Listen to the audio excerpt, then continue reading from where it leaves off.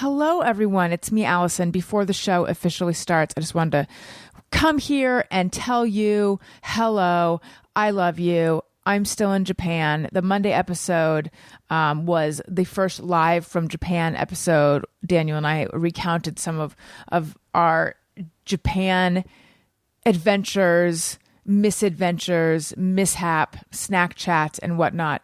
And the next Monday episode will also be more Japan stuff. But this episode you're about to hear right now is a blast from the past. Let's see. This one aired June 1st, 2016, and it is called Your Questions, Eating Armadillos, and the Chuckle in Your Voice. And based on the photo has Jeff Fox, Jenna Kim Jones, hashtag Al, Daniel, Wendy, looking young, spry, sprightly. Note to self, look up spry and sprightly afterwards. Her ears silky. And then Samantha, Sam, Jenna's baby, who's now voting probably. Not really, but she's older. And she's just a fresh little baby here. So anyway, the reason I chose this one is because we went to, I think we talked about it. I know I have talked about it somewhere.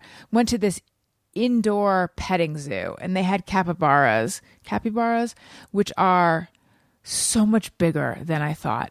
And whenever I see a capybara, hey, capybaras, if you're listening, write in and let me know how you pronounce your name. Whenever I see them, I always think to myself, I can't believe that's what Al ate when he was on his mission in Uruguay. Except I'm not 100% sure that's what he ate. And so in the comment section of the most recent episode, there's been a bit of a debate about what it was. And then someone said, I believe it was armadillos. And I was like, please, I don't think so.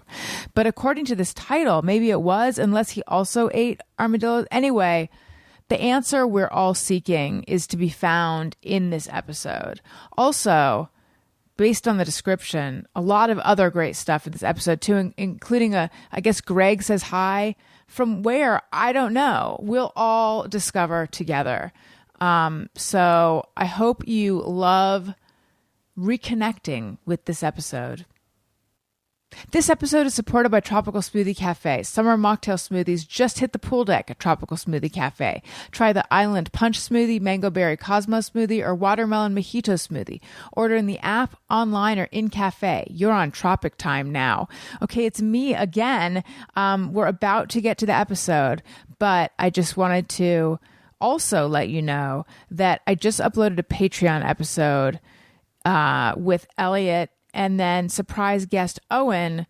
He was not scheduled to be on the show, but he saw that we were recording and he said, I want to be a part of that. And it was very chaotic, but fun as well. So if that sounds like something that you would be interested in, patreon.com/Allison Rosen. And then also, please check out my Substack.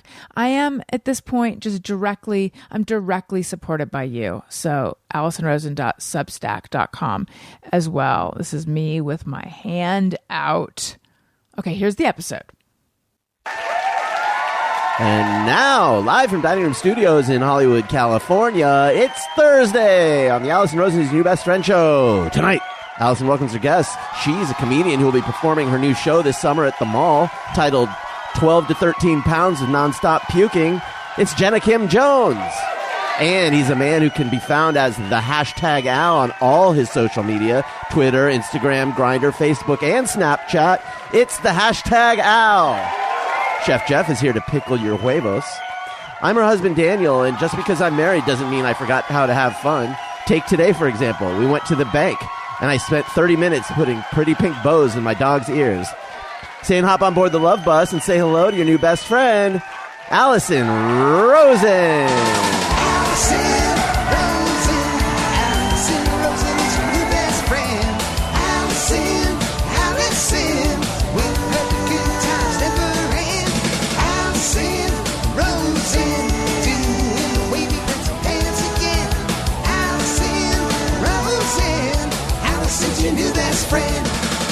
Hello, my little fried clams. It's me, Allison. Welcome to another exciting Thursday show. I would like to say hello to my guests. Hello, Jenna. Hey. Hi, Al. Hello. Hello, Daniel. Hi. Hey, Jeff.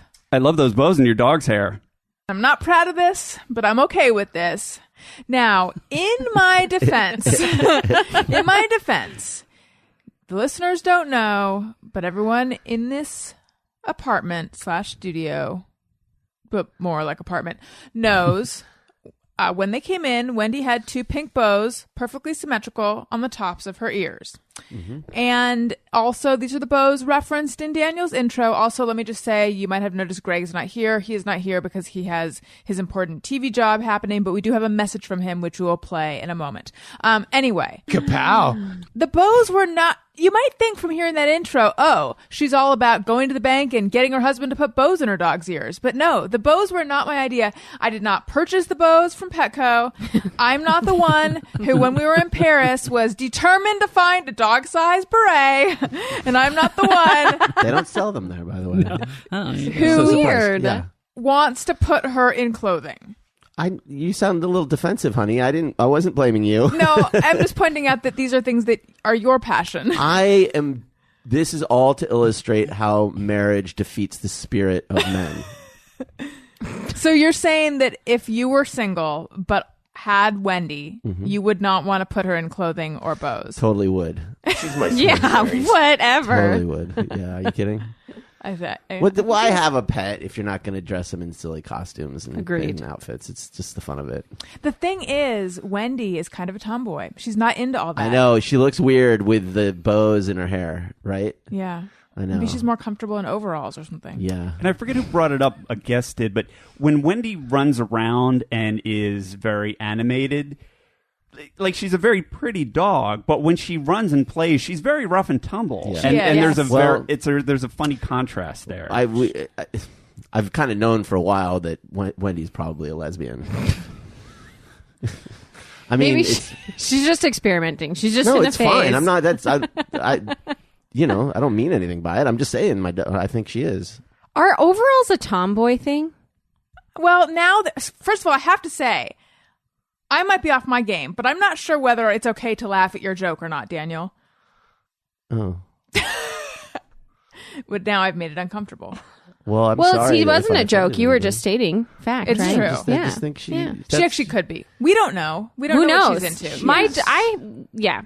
I don't care. I'm just saying... it's not like it's not... I'm just saying the characterization of her as rough and tumble necessarily meaning she's into girl dogs. We don't know. I wasn't saying it because she's rough and tumble. That's sort of a separate thought. Okay. Has she shown interest in other dogs? No. Not really. Oh. She's pretty much just into Daniel. Does she drive a Subaru? It was just, She doesn't, and she also doesn't just have a lot of dogs. It was just a joke. I know. I'm sorry. I have made things uncomfortable. What had you just said? Tomboy overalls. Oh, overalls. I think overalls now are just something that everyone wears. But I feel like growing up, except for when you were a little kid. Well, it was like Pippi Longstocking Yeah. would wear them. I had probably 7 pair of overalls in elementary school, junior in the high. late 90s, they were really pretty awesome. Oh, man. Don't you think they've come back? I don't have They any. have, but they're all like cutesy now. Like girls wear them and they're kind of like fitted, or they wear them like, I don't know. There's something about it that's very like only certain girls in certain styles pull them off. Yes, and I think the thing is like, look at me, I'm a woman, but I'm dressed like a little girl, and there's something a Yeah. little bit weird about it unless I get a pair, in which case they're cute. Well, that's true. But I had like every kind. I had corduroy ones. I had short overalls. I had capri overalls. Wow. I had black kind of velvety ones. Ooh, fancy overalls. I had green ones. I had just normal denim ones. Was this something that you were into or your mom? I was into. Oh, I was into. Yeah, but they were cool when we were like in 7th, 6th, 7th, 8th grade. Yeah. They were Yeah. legit. Every girl wore overalls. It Yeah. was like a thing. What'd you wear under them? Various matching T-shirts and also my Doc Martens because I also was obsessed with them. I didn't know that you had. I had Doc Martens too. I probably had also 4 or 5 pair of those. What were your favorites? Oh gosh. I had some boots that I really loved. I also had like 2 pair of sandals. They weighed 9,000 pounds, so they were just like the worst sandals to wear, but I loved them anyway. Wait, Doc Marten makes sandals? They had sandals for a How while. did I not know this? Then I had Mary Jane ones, which I think those were my favorite. They were sort of like a patent leather that black, Mary Jane ones. like with a buckle. Come on, Al. Like a shoe that's kind of, I don't know. How do Is you it describe also a Mary Buster Jane? Brown? Is that Mary Janes are sort of like, I almost think they're like classic church shoes for little kids with a strap going across. Oh, okay. Yeah. Okay. I didn't know they called that Mary Jane. They do, right? Yeah, they totally. Okay. 1,000%. Okay, yeah. Really? Oh, well. Yeah. Daniel, I didn't know Jeff, that. did you know? Thank you. Do you know what we're talking about? I thought Mary Jane was an Adam 12 word for dope. Well, it's also Well, that. yeah. Okay. Oh, I wasn't rich enough to have Doc Martens, so Some of mine I were had hand-me-downs intern from my Martens. sister. Is it You had intern physician Intern- assistants. yeah, there's PA Martins is the ones I had. I had vet tech Martins.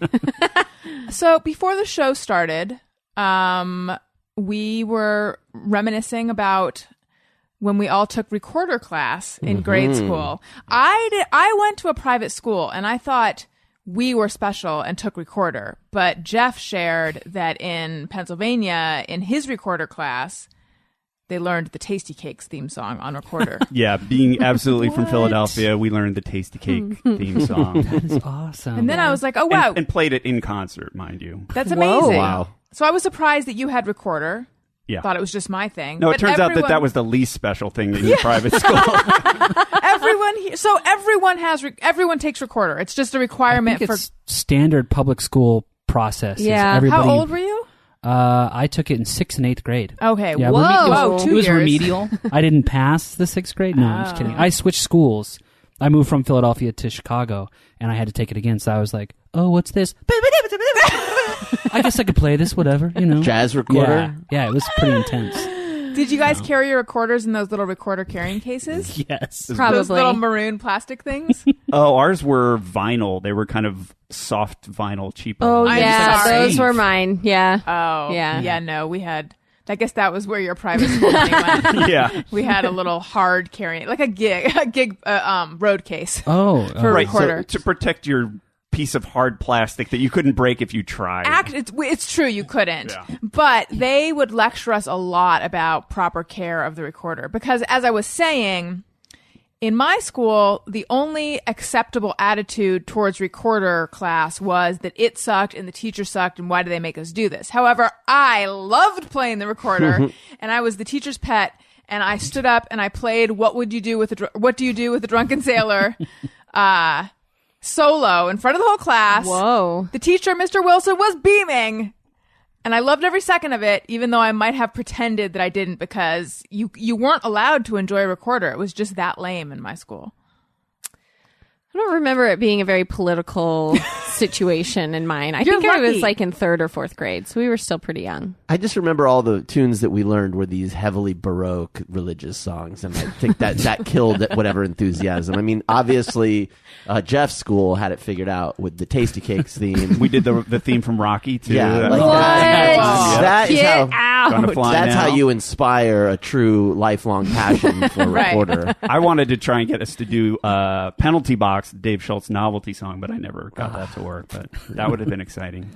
They had you like chanting with your Baroque Well, it was like religious. you know, and it was like you just imagine like sad people dying of the feeling plague. oppressed. Yeah. Did your teachers play like a baritone recorder that was bigger and deeper? Because this No. exists. If you're into recorders, you can No. start having different kinds of. I might get back into it. I think that's what threw me off is like we were playing those cheap plastic ones in grade school, and then at church we had like a special Christmas program, and some guy came in with a huge like wooden recorder, and I was like, "This is a real thing."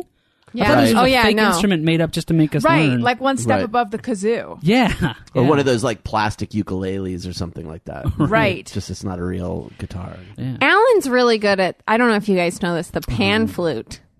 Do you really play the pan Really? flute? I Are learned- you a Zamfir? No, here's the thing. I was goofing around at the Jones house, and then We have a pan flute at our house. Just that's what he was goofing around. And you just with. started rocking the pan flute. He did. I started goofing around with it, and so then we wanted to do like a parody video, so I bought one and taught myself how to play it. He knows how Did to you play do the it? Titanic theme song on the pan flute. That's amazing. Does Yeah. this video exist of you playing It pan flute? exists. Yes. It's he's- not public. His name on it is Johnny Will Pan. be. It's terrible. And it's the best Is video. it on Did YouTube yet? I No. did it for, what is it, the 60th My mom's birthday 60th birthday. of my mother-in-law, Janae. It's tribute to her. Janae, do you know I how to put it photosh- on YouTube? I photoshopped my mom's face and Huey Lewis's face onto Jack and what's her name in Titanic when they're at the front of the boat. Rose. Jack and Rose. That was her name, right? Yeah, think so. Rose. I feel like Yeah. Rose is right. I photoshopped their faces on that scene when they're when they're at the front of the boat, and then Alan played, and I played the piano, and he played the melody the melody. I'm spitting. Sorry. on a terrible pan And flute. we recorded it, and then gave her that video for her 60th birthday. A lot of questions. Yeah. Does she love Huey Lewis? Oh yeah. How did we not know Oh yeah. this? Loves Huey Lewis. And why do you have a pan flute? I don't know where the pan flute came from. Well, Probably. you lived in Asia. Yeah. And your family Oh, traveled yeah. all over. Although I So think you that would- may have come from South America, maybe. Like Oh, my really? grandparents may have brought it for her because my grandparents Oh, lived yeah. in Chile for a while. Right. When you play the pan flute, do you have to like prance around on your tippy toes? Yes, you It do. it's amazing what it invokes. Yeah. It invokes sort of a fanciful dance when you play. Yeah, It's you're like an imp unbelievable. of the forest. Yes. Absolutely. yes, I very don't know what much it is so. about that Yeah. instrument. I just feel you just get light. I don't know. I want to be transported via the pan flute. What's I'm drawing a blank. Who's the classic rock group that had the flute in it? Oh, it was the audience is going crazy. It's Aqualung. Sail What's it? Away? No, Aqualung. Yeah. Who's that? No. People are going crazy I right feel now. People like- are yelling at their phones right now. Sorry, everybody. It's not coming. I can't help you. I don't know. I'm Yeah. not sure. Anyway, Either. that guy, he dances around on one foot when he does it, I think. Yeah. Let's just take the time to look it up Do it. because we need to know. Yeah, so Yeah. I'm not as I don't say I wouldn't say Jethro that I'm Tull. Oh, there you okay. go. Yeah. You know how, by the way, you know when you're trying to remember something like last week when I was trying to remember, or 2 weeks ago, the name of the woman, in Twin Peaks, and then another name comes in and it completely blocks your brain from, that's what just happened. I kept thinking Judas Priest. And it's not that, but my definitely brain not couldn't that. get past. It was like Judas Priest was in the way going, no, you're He's not the goalie. Yeah. like, He was cock blocking. like I'm trying to go right and Jethro it goes Tull. left to its left, and then I'm trying to go left and it goes to its right. Wait, what happened last? What was the name you were trying to remember last week?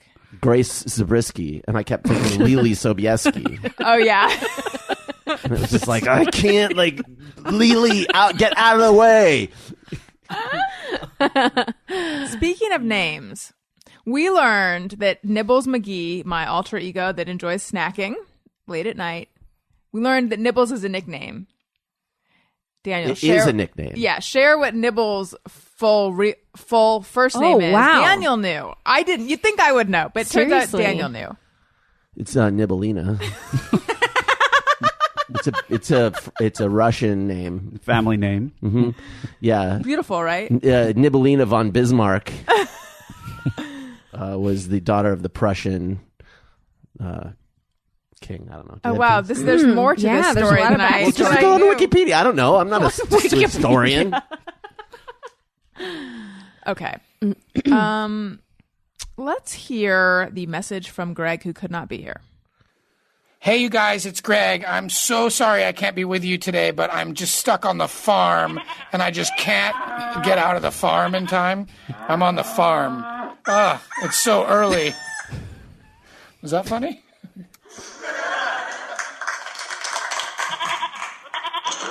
Anyway, I'm sorry I can't be there. I'm stuck in a writer's room. And I can't get out of here. I'm next to Mike Henry, friend of the show. Do you want to say anything, Mike? Shit.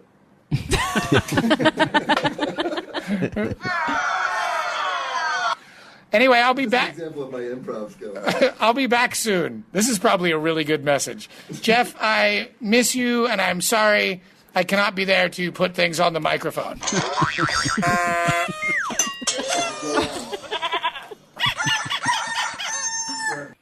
Let me give you a little insight. Nobody cares. Oh, Wow. about what? No, that was the, You added that. That was Yeah, the that drop. was me. Yeah. Oh, okay. Yeah. I know, it I took was me like, a what? second. I thought maybe he was doing like an add-on to his own Yeah. message. Yeah. Yeah.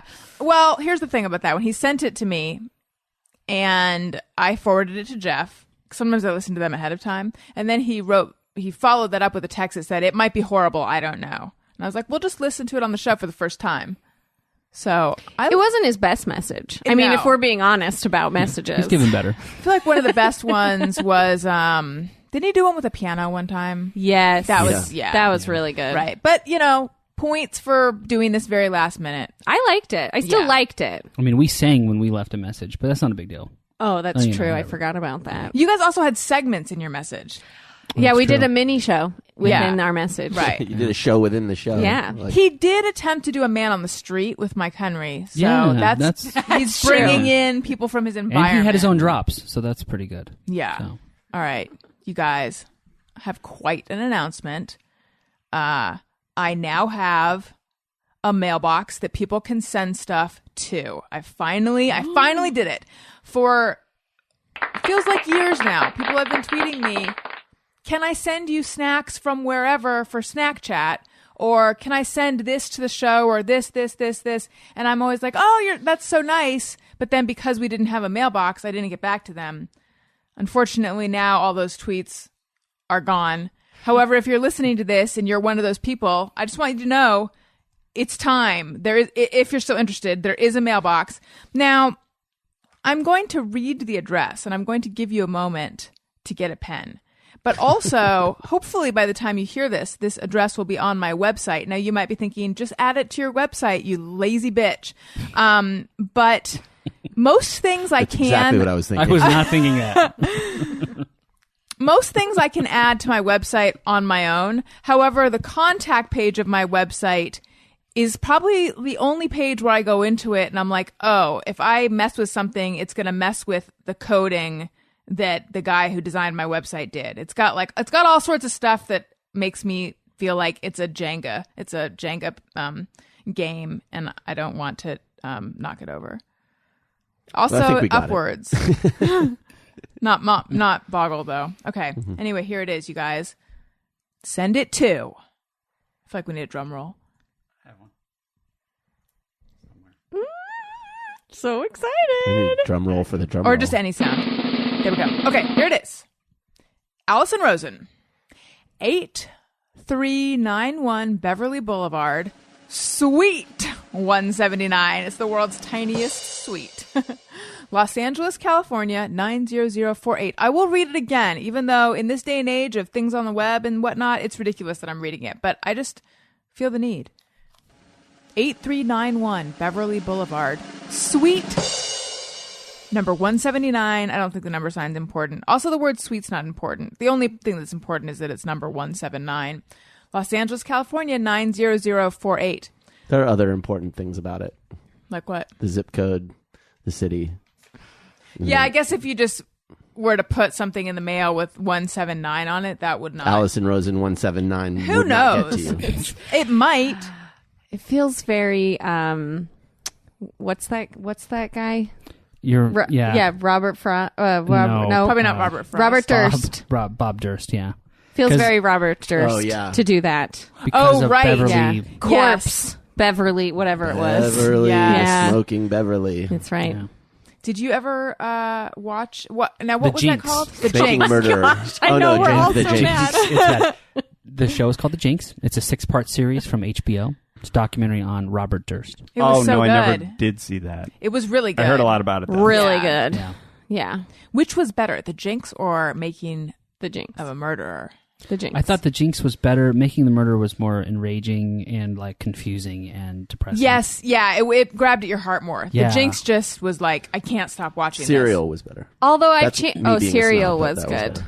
I have decided that the guy in Making a Murderer probably did it. I've changed. Stephen Avery. I was just thinking about this yesterday. This is crazy timing that you say that.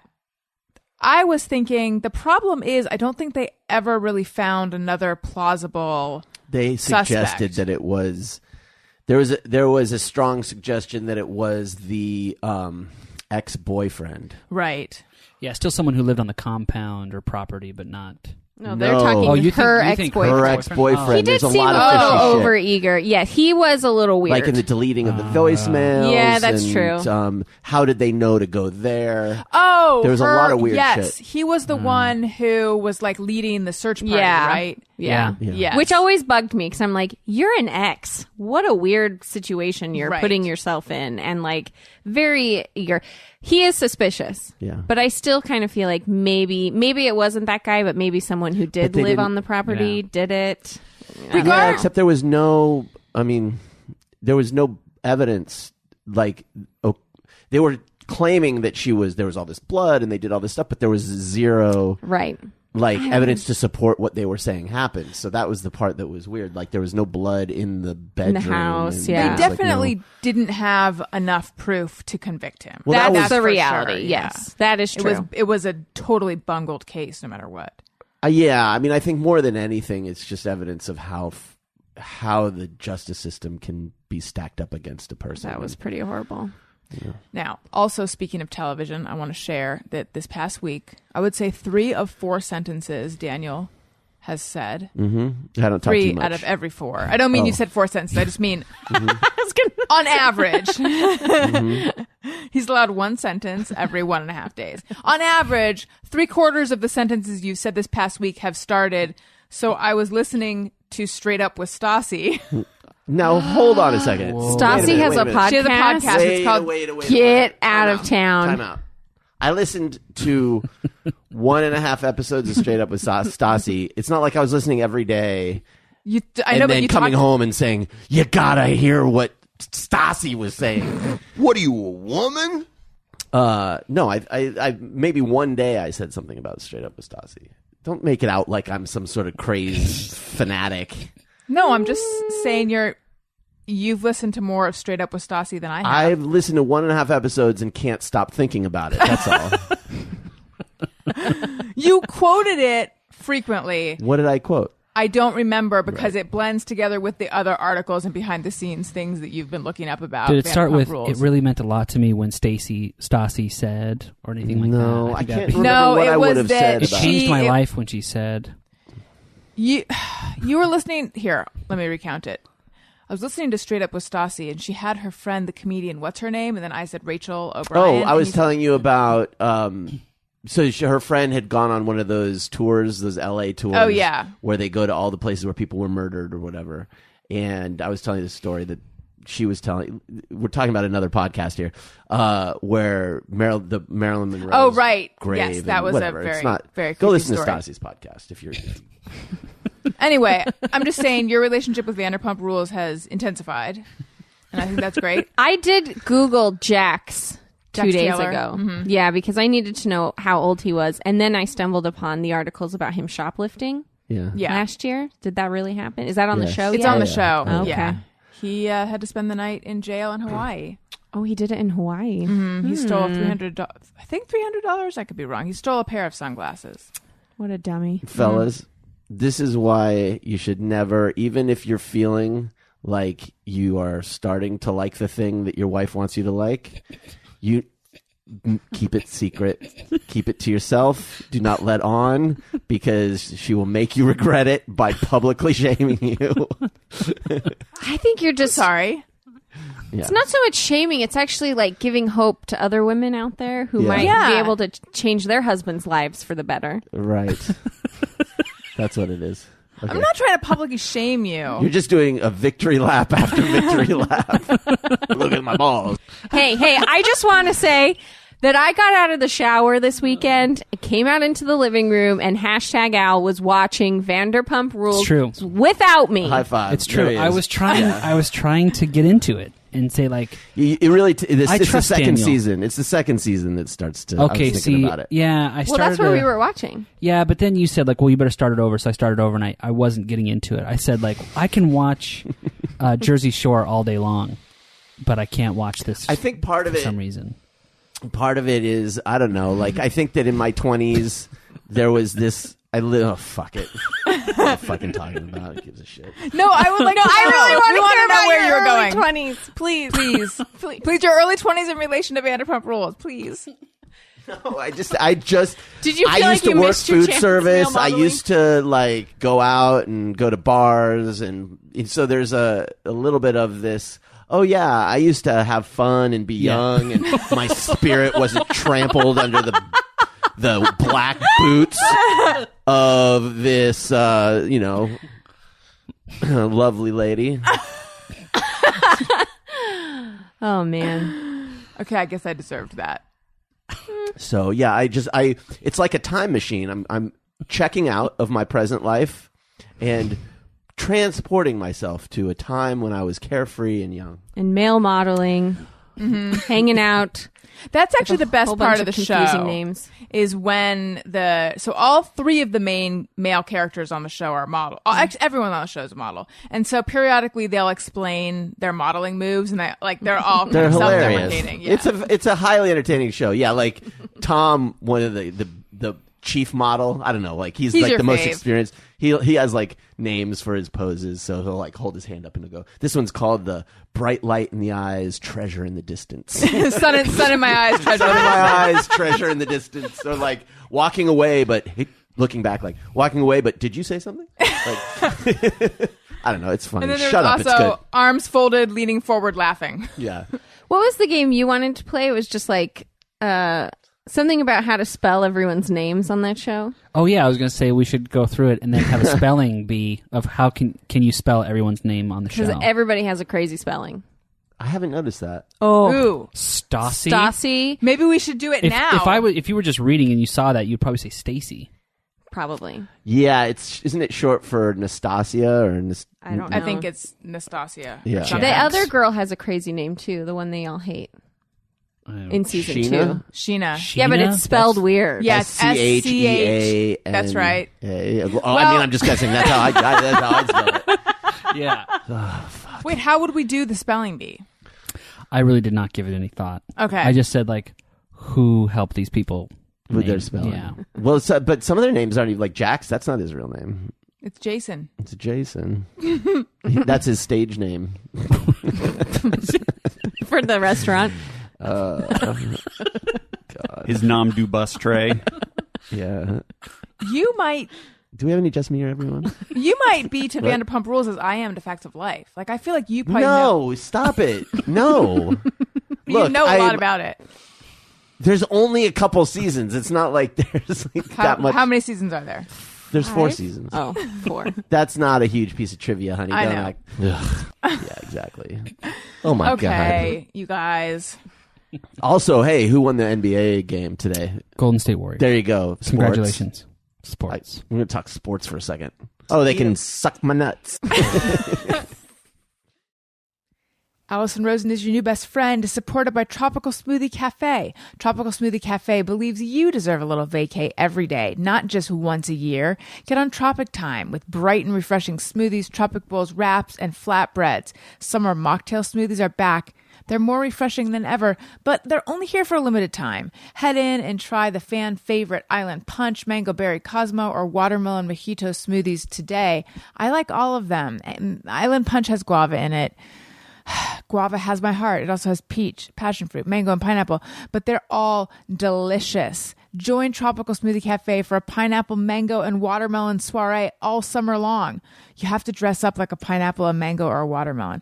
That's not true, but that's the kind of fruit soiree I think we should be having more of. Grab a refreshing Island Punch, Mango, Berry, Cosmo, and Watermelon Mojito mocktail smoothie and meet us poolside. Visit one of Tropical Smoothie Cafe's 1,400 plus locations or order online or through their app. Hey, it's Todd Perry from Allison's other podcast, Allison and Todd After Hours, and people are always telling me, Todd, I dig the show because it really helps with my love life. If you go to a sex store, they have multiple vibrators of different varying speeds, sizes, Right. Shapes, materials. veininess. Right. Different vascularity for your vibrator. Allison and Todd After Hours, new episodes twice a month at patreon.com/Allison and Todd. Okay. Let's see. We've got a lot to get to in this show. We're going to take some questions that people sent in on Twitter. We've got the usual fun stuff. I say we do iTunes Comment of the Week. Allison wants your iTunes comments. Allison wants them, yes she does. Please leave her some iTunes comments and don't forget to click 5 stars.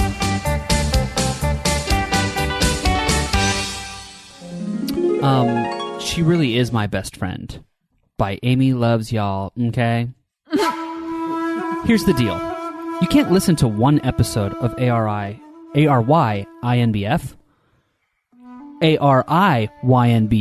and rate it. You don't get a best friend in an hour. You have to spend some time with her, listen to the Monday show interviews, and feel like you just tapped into the soul of whoever she's talking to.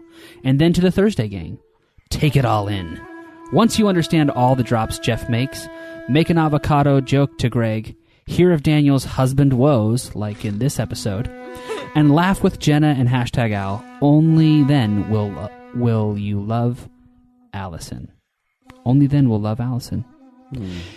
You'll look forward to the weekly dose and be begging for more. Give it a chance. Stick around for a while. And if you still don't like it, well, hey, hit it, Jeff.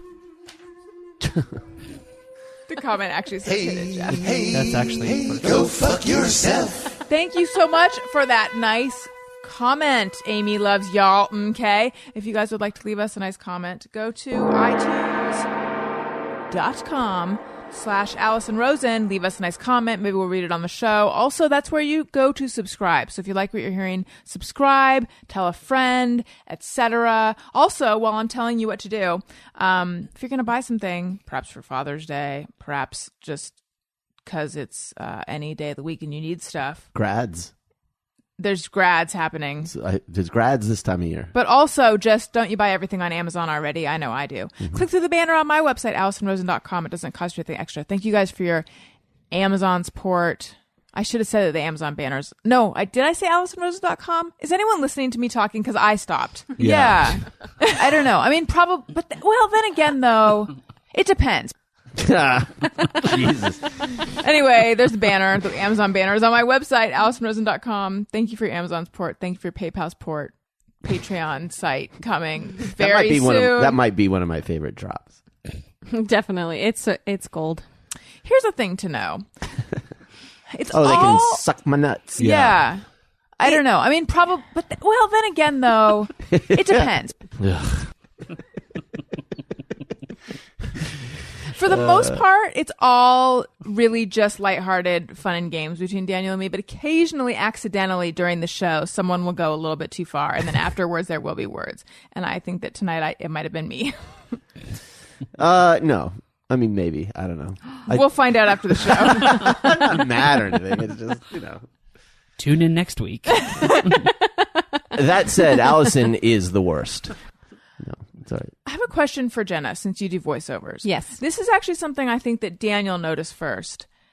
Both of us feel like we hear a lot of voiceovers where the person is talking about something serious, but it almost sounds like they're suppressing a laugh. Is this a trend in voiceovers? For example, you give your example, and after I give mine, I'll probably give the same one that you give because, it's that thing where it's like, well, the one I did this morning was on, and when you get an automated system on a phone, it's like, please listen because our options have changed. Yeah, it's like they're tickled by the menu options have changed. Yeah. Thanks for holding. Or it's like you've reached American Airlines. American Air. I don't know. It's like I can't even do it. It's yeah, me neither. It's it sounds like, hey, this is you get it, right? Yeah. No. That's their tone. Yes. They're saying to you, the person on the phone, like, listen, you get how funny this is that our options have changed, And so it's like they're appealing to this emotional. It's like an emotional communication for something that's completely technical, or something that is even so they're adding a warmth and like a, hey, we're buddies. There's like a familiarity in that. I don't know. Are we describing this very well? Probably not. No, but I know what you're talking about, and that's exactly what they're doing. 100%. They would say so. I've been given direction like put it like smile while you're doing it. And almost, and I've had actually people say like almost like you're about to laugh. I've actually had that instruction before. I feel like there's probably science out there that says if you deliver news in a tone like that, people are more receptive to it. Like, I'm sure they've done that research because it does have this, like, I don't know. It's like the happiest, most engaging way to say something, and then you're thinking about what they're saying. It's like you're just telling me about healthcare options, or something. Right? It's like what I did the phone options once for a company, and then they ended up not using them for some reason, right? Yeah, they did. You would have a great voice for phone options. I did. And I've done it before, and it's very much like be excited, but not too excited, but be happy, Press but not one. too happy. Yeah. And it's like it's finding that weird medium, which I think is the we're gonna be serious, but like it's kind of a yeah. It's gonna be okay. Are you trying to reach someone to complain about your service? Yeah. What kind of company was it that you did it for? It was it was a movie company. Yeah, it was like a DVD sale type company. Yeah. But then they ended up not redoing their phone systems and didn't use it. So bummer, because I was going to tell everyone and be like, just call them. You'll hear me first. When you do voiceover auditions, do you do that from home? Yeah. A lot of it. Yeah, because we have all the equipment now. So now I can just tell the people, I'll just do it at home. That's the best gig. I know. I haven't done it in a while. I would like to. I have a friend. A friend is. I'm using the term loosely, but we connected. He's also a Mormon, and so I met him, and we were at a dinner with other people. Now I consider us friends. He does it exclusively from home. He full-time voiceover work. Wow. And I'm like, that's amazing. How much you had to qualify that you aren't truly friends, but you are friends, but you aren't, but you are. But because I feel like we're not really friends. But I think maybe acquaintance would have worked. Yeah, no, that didn't feel right either. It's too cold. No, because we talked about we should do dinner with them. Oh, that's true. So they're almost friends. I'm just saying, and I appreciate the 100% honesty because I think I would do that too. But what's the worst that would happen if this person heard that you referred to him as a friend? Maybe he would say, actually, we're not friends. I had a friend who one time I said, this is my best friend. And she turned to me and said, actually, I don't consider you my best friend. Oh my God. It's cool that you think we're best friends. It's cool that I'm your best friend, but you're not my best friend. What age was this? In my 20s. Yeah, it was brutal. It was God. All right. It definitely took me down a few pegs. I'm not going to lie. Make you stop considering her your best friend? No, she's still my friend. I realize that that's just a personality quirk of hers. But she may not be she probably she definitely knows I'm talking about her if she's listening to this. The words best friend have meaning to her, and she's not going to just throw that around. She's not going to say, hey, you're my best friend. Right. She's not going to name a show something with exactly. best friend in the title. Because if you do that, then what do the words even mean? She's not going to say, I love you all the time. We were really close friends. They're mutually exclusive. If you're my best friend, that doesn't mean that I'm your best friend. That's the question I was going to ask. Is there a requirement of reciprocity? Does it have to go both ways? We're crushing it today. All of us are. If you're my best friend, and I'm not your best friend, that means you have better friends than I have. Because you have other people who are your best friends. And then, by the way, I learned this from Vanderpump. I'm all in. All in. Dequants on the snappy. They have multiple best friends. Rest my case. You can have multiple best friends, but can you have a best friend? It's best. Well, you can have best friends. Yeah, but you can have the 27 best. You can, yes. You can have best friends, but you can't have he's my best friend, he's my best friend, and he's my best friend. Right, that's superlative. That doesn't work. But is it nullified if it's not mutual? Okay. I think when you're kids, there is a suggested reciprocal relationship. And I wasn't just saying that word correctly to show you up, Jeff. I'm sorry. I was trying to say there definitely is because... Oh, yeah. You just did it. Thank you. When you're kids and you have a best friend, you share a necklace. Yes. So there is that sense of... Do you have to have the broken necklace in order to be best friends? I had them. It's best to have that. Yeah. Thank you. It's a contract. Although, I think that my best friend... So I had the Be Free, half of the best friend necklace. She had the Saint N, but then I think she also got a Be Free for another friend. So she was cheating on me. Oh, wow. That's brutal.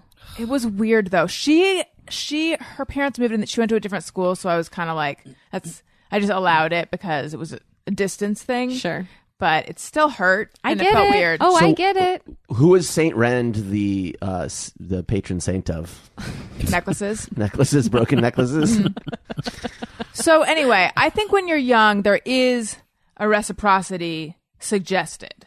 But I think, and sometimes I think that is suggested as you're older too. However, when you think about it just simply linguistically, to say that is my best friend just means of all my friends, that one is the one that is my best. So it doesn't necessitate the reciprocal nature. But Jenna was saying saying a best friend, not the best friend, correct? Yeah. You're saying Here's this the is thing. one of my best friends. I don't have a lot of friends. So the fact that I even said this in this moment when this all happened was really a very Bachelor moment. I was taking a leap. And I was putting myself out there. That's what you're supposed to do. Yeah, and it didn't work. So I really have put up a lot of walls since then. Right. And have been working on breaking them back down. You're Kayla. That's a little crazy to get called out on that too, though. Right in the moment. Who Yeah. was this in front of? I don't remember. Probably just other people we knew, mutual friends. Yeah. It was weird. Don't get why she needed to clarify. That's a pretty big smackdown. Yeah. Oh, yeah. It really yeah. is. He knows who I'm talking about. I will, yes, after the show. Oh, really? I thought have a you hunch, would've- but I don't Yeah, know. I bet It's- it's. I have a It's hunch. Taylor Swift.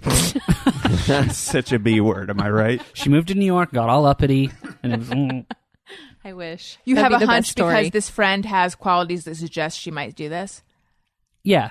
Of all Jenna and I, we grew up. We didn't have a lot of friends. Like I have 2, maybe 3 friends that are like friends, and other than that, I don't have any friends. Like, and I can call them, and we would drive thousands of miles to help each other and whatever needed. But other than that, like I have no one in my life other than Jenna and family. Well, and you guys. Well, yeah. It's a weird thing though with guys. I just want to make sure that you guys know Well, no, that we that's consider true. you our That's close true. I friends. hadn't even considered it. Oh, okay, good. But I would have later tonight. I would have been like in the middle of the night, like, wait a minute. Yeah, let's not. Sure. Wait. We mean from our past. I know what you mean. Yeah. Good cover up. Thanks. No, that's Appreciate cool. that, Jenna. For being That's kind of a butthead. interesting. But you come from a big, like really big family. Do you think that's part of it? For me, for sure. I was like very close to my siblings and very close to my mom. So. We were pretty independent. I mean, I'm friends with all my siblings, but we weren't like best friends. I was the middle child, so I kind of like played both sides. And The turtles are all your best friends. yeah, well, I mean, Turtles definitely are safe, turtles. They're a special place in my heart. Yeah. See, I mean, talk about people that are putting up borders around Right. themselves. I They've mean, got a turtles shell. are Yeah. literally growing Right. shells around got like themselves to keep people out. Yeah, they've got like this figurative shell around themselves. Sorry right. to interrupt. Sorry. No, it's okay. It's also literal. I couldn't resist that. Yeah, joke. you're right. It's they'd be the worst contestants on The Bachelor. Ugh, the worst. Can you imagine? So And also slow, when they too. when they show up and get out of the limo. I mean, first of all, it would look like there's no one showing up, feel like- until they point the camera down. Yeah. And then, what would the turtle like? Would there be a turtle wearing a unicorn hat, feel or a like- turtle bringing a Oh my basketball? I feel What like would they I do? feel like a turtle or tortoise would never trust the process. They would just There'd always be one in turtle, there. though, who'd learn how to walk on his back legs. Right. Oh, yeah. It'd be a trick. I also think you'd be like, is that turtle here for the right reasons? Oh, wow. Yeah. Yeah, you're just here for the lettuce. And but probably the Bachelor or Bachelorette, we haven't decided which way this is going, would not kick the turtle off right away. No. Maybe even giving the turtle the first impression rose, but then how would the turtle accept it?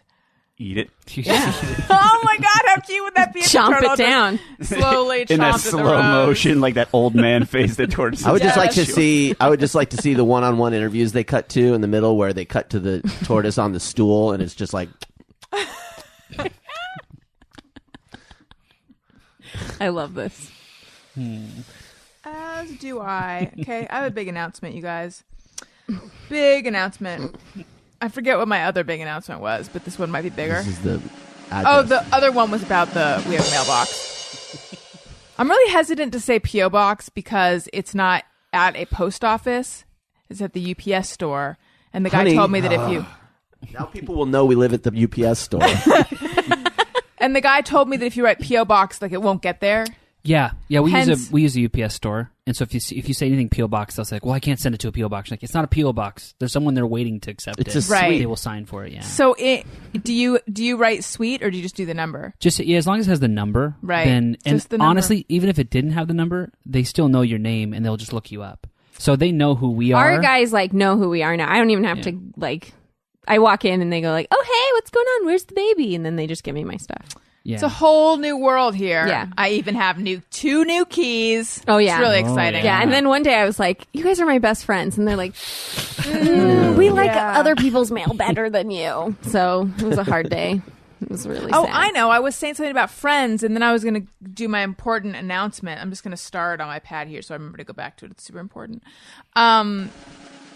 Growing up, I was kind of a best friend person, hence the necklaces. And then as I got older, I had a lot of friends, and I would say I was pretty social. And I had a lot of friends, and now really not that many. They've gone away because I've gotten older, but I miss them. But like not enough to actually be great about staying in touch. It just gets Yeah. harder as you get older to spend the time to keep friendships, nurtured. I think. Agreed. It's just hard to find time. But whenever I see friends, I'm always like, that felt so good. I should really do that more often. Jeff, friends, you have some friends. I have a lot of friends, and I put a lot of effort into staying in touch with people because I know that it's hard for people. And it's hard for me, and it's like I don't have kids or a family really, and it's hard for me. But so I'll have a best friend that I sort of don't hear from for a while, and I'll wonder what's up with that, and then I realize, he has 2 kids. He doesn't have time for anything. So I'll make more of an effort to stay in touch with him. That's so nice. Thank you. That was You're like a the good friend. nicest. Wow. All right, here's the announcement, you guys. Some time ago, we did a yes, please, or oh, please about Moleskine notebooks. It was pretty controversial. Yeah. I came out not in favor of them. I think I've changed my mind. I don't own one yet, but I found myself wanting to own one. Also, I've been looking at them because Daniel has some, and they're pretty nice. Wow! And I feel bad that I put them down, that I just dismissed them all. You're just trying to get on my good side. Is it working? Yeah, it is actually. It is? Okay, good. Because I also, what else did we disagree with when it came to yes, please and oh, please? Oh, I don't know. I Did we? love old-timey mixologists. That was just a private. Oh, please. Yeah, I know, but I was rolling my eyes a lot. Not really, just internally. I love it.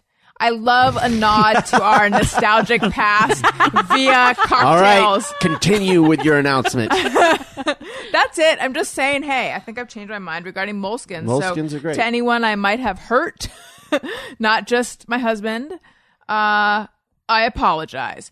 Now, let's take some questions that people sent in on Twitter. Ooh. New segment on the Thursday show. Oh, man.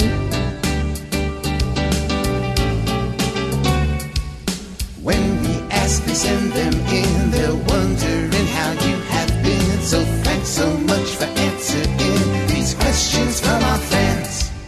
Amanda Mary would like to know, favorite holiday? Mine is Christmas. No hands? No, hands down. What is the no phrase I'm going for? I've lost my mind. No question? No question asked. Hands down. Christmas. Yes. That's my answer. Oh, yeah, Christmas. Okay. Yeah. Anybody? I really like July 4th. What? I mean, I like Christmas and the time, but like July 4th, summer, barbecues, patriotism. That's somebody who grew up in a cold environment. Yeah. Talking. But there's no gifts. There's no merriment. Yeah, but there's no candy. There's no pie. Patriotism. I know. America, fireworks. Okay. It's awesome. I had love no it. idea. I just learned Yeah, I something mean, about my husband Christmas today. is good, but man, July 4th, I like thinking about the country. I like thinking about, how great America is. You just sit around thinking about the country. Just You go could like, do man, that on like any day of the year. I could, but July 4th is special. It's our Independence Day. It's a big deal. Yeah. Okay.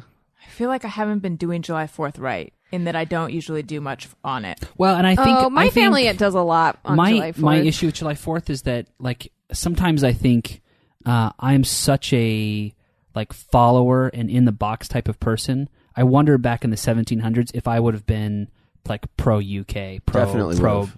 British, and say like, guys, what are you doing? Like, our life is fine. Pay the taxes. Let's not fight. It's an interesting thought. I worry like that's what I would be. Yeah. And like if today we had to fight like that, would I stand up and say like, no, like screw these guys? That's so interesting. What do you think you would have done?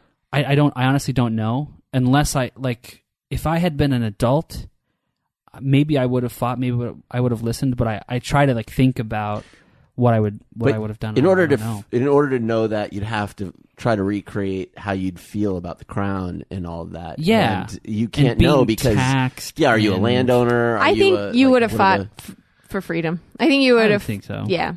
So anyway, I think about that. And go like that's a tough decision. I understand both sides, and so anyway, I'm just grateful. I guess let's not get into it, but 2 questions. July 4th. 1, Jenna, what would you have guessed Al's favorite holiday was? Christmas. Okay. Yeah. And 2, you say you're an in-the-box, rule following kind of guy. Yeah. Aren't there? I feel like there's got to be a dark side to Al. There must be some rules that you always break. Are there any rules that you break or things that just enrage you? I would say over-the-counter drugs. I don't care about those that much. Like, what do you mean? Like when people say, like, well, should I take 2 or 1? I was like, just take 2. It doesn't matter. Like, it's not a big deal. Rebel! Yeah, over-the-counter drugs, I feel like those are so loose. So you're like, I have a headache, and the Advil container says take 2, and you're like, take 3, fuck it. Like, yeah. I don't give a shit. Honestly, it's like, well, how bad is it? Because let's take 4. Because those rules are so generic. Like, you don't know if I'm 100 pounds or 300 pounds. Like that, those are 2 very different scenarios of people. I love that those he drugs had are an going to answer have different. right away. I know. He's thought about it. And he is very passionate about it. He's definitely thought about it. Because if he is going to break a rule, he needs a really good reason for it. Yeah. So. But otherwise, I'm like, let's follow the rules. They're there to protect us. I'm trying to think if there's anything that Al's kind of a rebel on. I don't. But you're very opinionated. Yeah, I'll have opinions, but that puppy's stupid anyway. Yeah, exactly. But sometimes it's hard for me to think of like an abstract idea. So like I envy people who are creative and can think of like new business ideas or anything like that. I'll go like turtles being contestants on The Bachelor. Exactly. That I would have genius. never come up with that gold mine. Are there? Oh, sorry. Go ahead, Jeff. Are there rules that Jenna breaks? Because Jenna's a little bit of rebel, I'd say. A little more of a rebel than you. Yeah. Are there rules that she breaks that drive you insane? No. Jenna is just more like free-spirited than I am. So perfect example where she'll say like, hey, I think we should do this. And I take that as like a command. Like, okay, so we should definitely do this, and I'm going to start focusing on how can we do this. Even if it's just like, hey, I think we should go out Friday night. I'm like, okay, so I'm focusing on a Friday night, 5:00. I'm like, so we going out? And she's like, what are you talking about? And I'm like, you said we should go out. I'm like, I'm doing this. So like, that's the type of in the box where like, right. I'll take it as a command, as in Jenna's just like free thinking of like, yeah, I thought it would be cool back on Tuesday, but today's Friday. I don't feel like it. Yeah. Just things like that. Not a bad thing.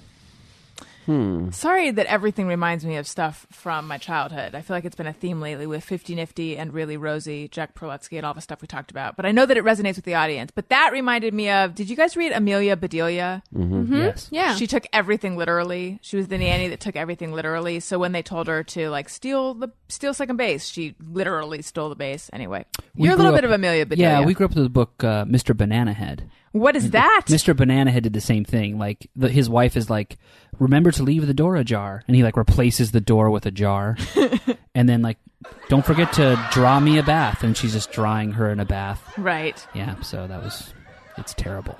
Good stuff. Mr. Banana Head.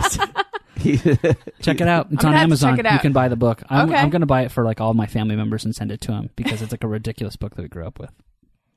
I've only heard your dad reference it to my mom. When he called her that or something. Yeah, she did something, and she's like, and my dad just says like, "Okay, Mr. Banana Head." Yeah, that's all I've heard it. So I've never seen the book. I'll have to check this out. Daniel, favorite holiday? Yeah, I don't know. It used to be Halloween, and now did I steal that from you? Yes, and now it's Christmas because I don't get to celebrate Halloween anymore. You are allowed to celebrate Halloween. Alone. I'm like, you can do it, but not in this house. Yeah. No, I'm not a Halloween person, so I don't like to plan my costume way ahead of time. Like you get pretty into the costumes. Not anymore. I used to. Yeah. Yes, before we got married. If we divorce, Yes. I feel people will go back and listen to these episodes. I don't think this raises to that level, but okay. I'm just saying if. People who might be getting uncomfortable, we're just joking. I do think we're that kidding. I will get a talking to after the show a little bit, but this part is just joking. Yes, we're joking. Jeff? Oh my God. Favorite holiday? I'm hard pressed to pick one. I used to like Halloween a lot. I'm a little Halloween best friends. I'm a little over it. Like I like how much kids like Halloween now. I think it's great, but I know too many adults that are just a little too into it. So into it. Oh my God. It's okay. No, that's okay. I don't mean it like that. Like, suck it, bitch. No, I know what you're saying. Right. No, I know exactly what you're saying. It's become like a whole thing. Well, no, I liked Halloween before everyone started to get into it. I know a lot of kind of punk rock and goth and hot rod rock and roll people that are just like Halloween 24 hours a day, 365 days a year, and I'm a little over that. I was going to say Thanksgiving because I like all the food and the cooking. Yeah. Oh, thanks. But you know what I'm going to say, and I could be a little biased because today is Memorial Day. But you know what? I like a Memorial Day, and I will tell you why. On the East Coast, much more than here, Memorial Day is the beginning of summer. Yes. So on the East Coast, Memorial Day comes around. That's the beginning of the season down the shore when... If you're going to live down the shore for the summer, you're moving down there. You're looking for a summer job down there. You have a house down there. You're opening it up and starting to get renters down there. And it's really the beginning of summer, and there's something very exciting about it. And everybody's outside, and they're doing their first big barbecue. Which shore?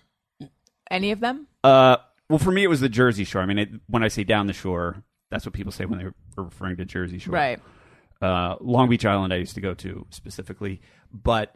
there's something really fun about it, and I have a fun memory. I had tons of great times down the shore and living down there. And there was something I was talking to Larry Miller about how you used to get a summer job and you would start looking at Memorial Day because that's when all the theme parks and restaurants and all that were hiring people. And there was something really cool about the fact that you were going to change your identity for a summer. I'm going to become this guy. Like, I'm going to be a janitor for the summer. I'm going to be a waiter for the summer. I'm going to be a cook. I'm working in a surf shop. I'm renting bikes. And there was something cool like, oh, I'm going to take on this temporary personality for the next 3 months.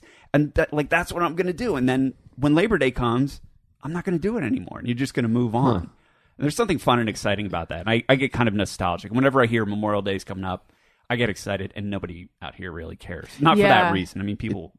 Yours and Al's, to me, are like, I hear what you're saying. And as someone who grew up in Tucson, those holidays... I had almost the opposite feeling about them because the summers are so fucking brutal that the summer is the worst time of the year. It's like 60 days over 100 degrees and it's just it's just brutal.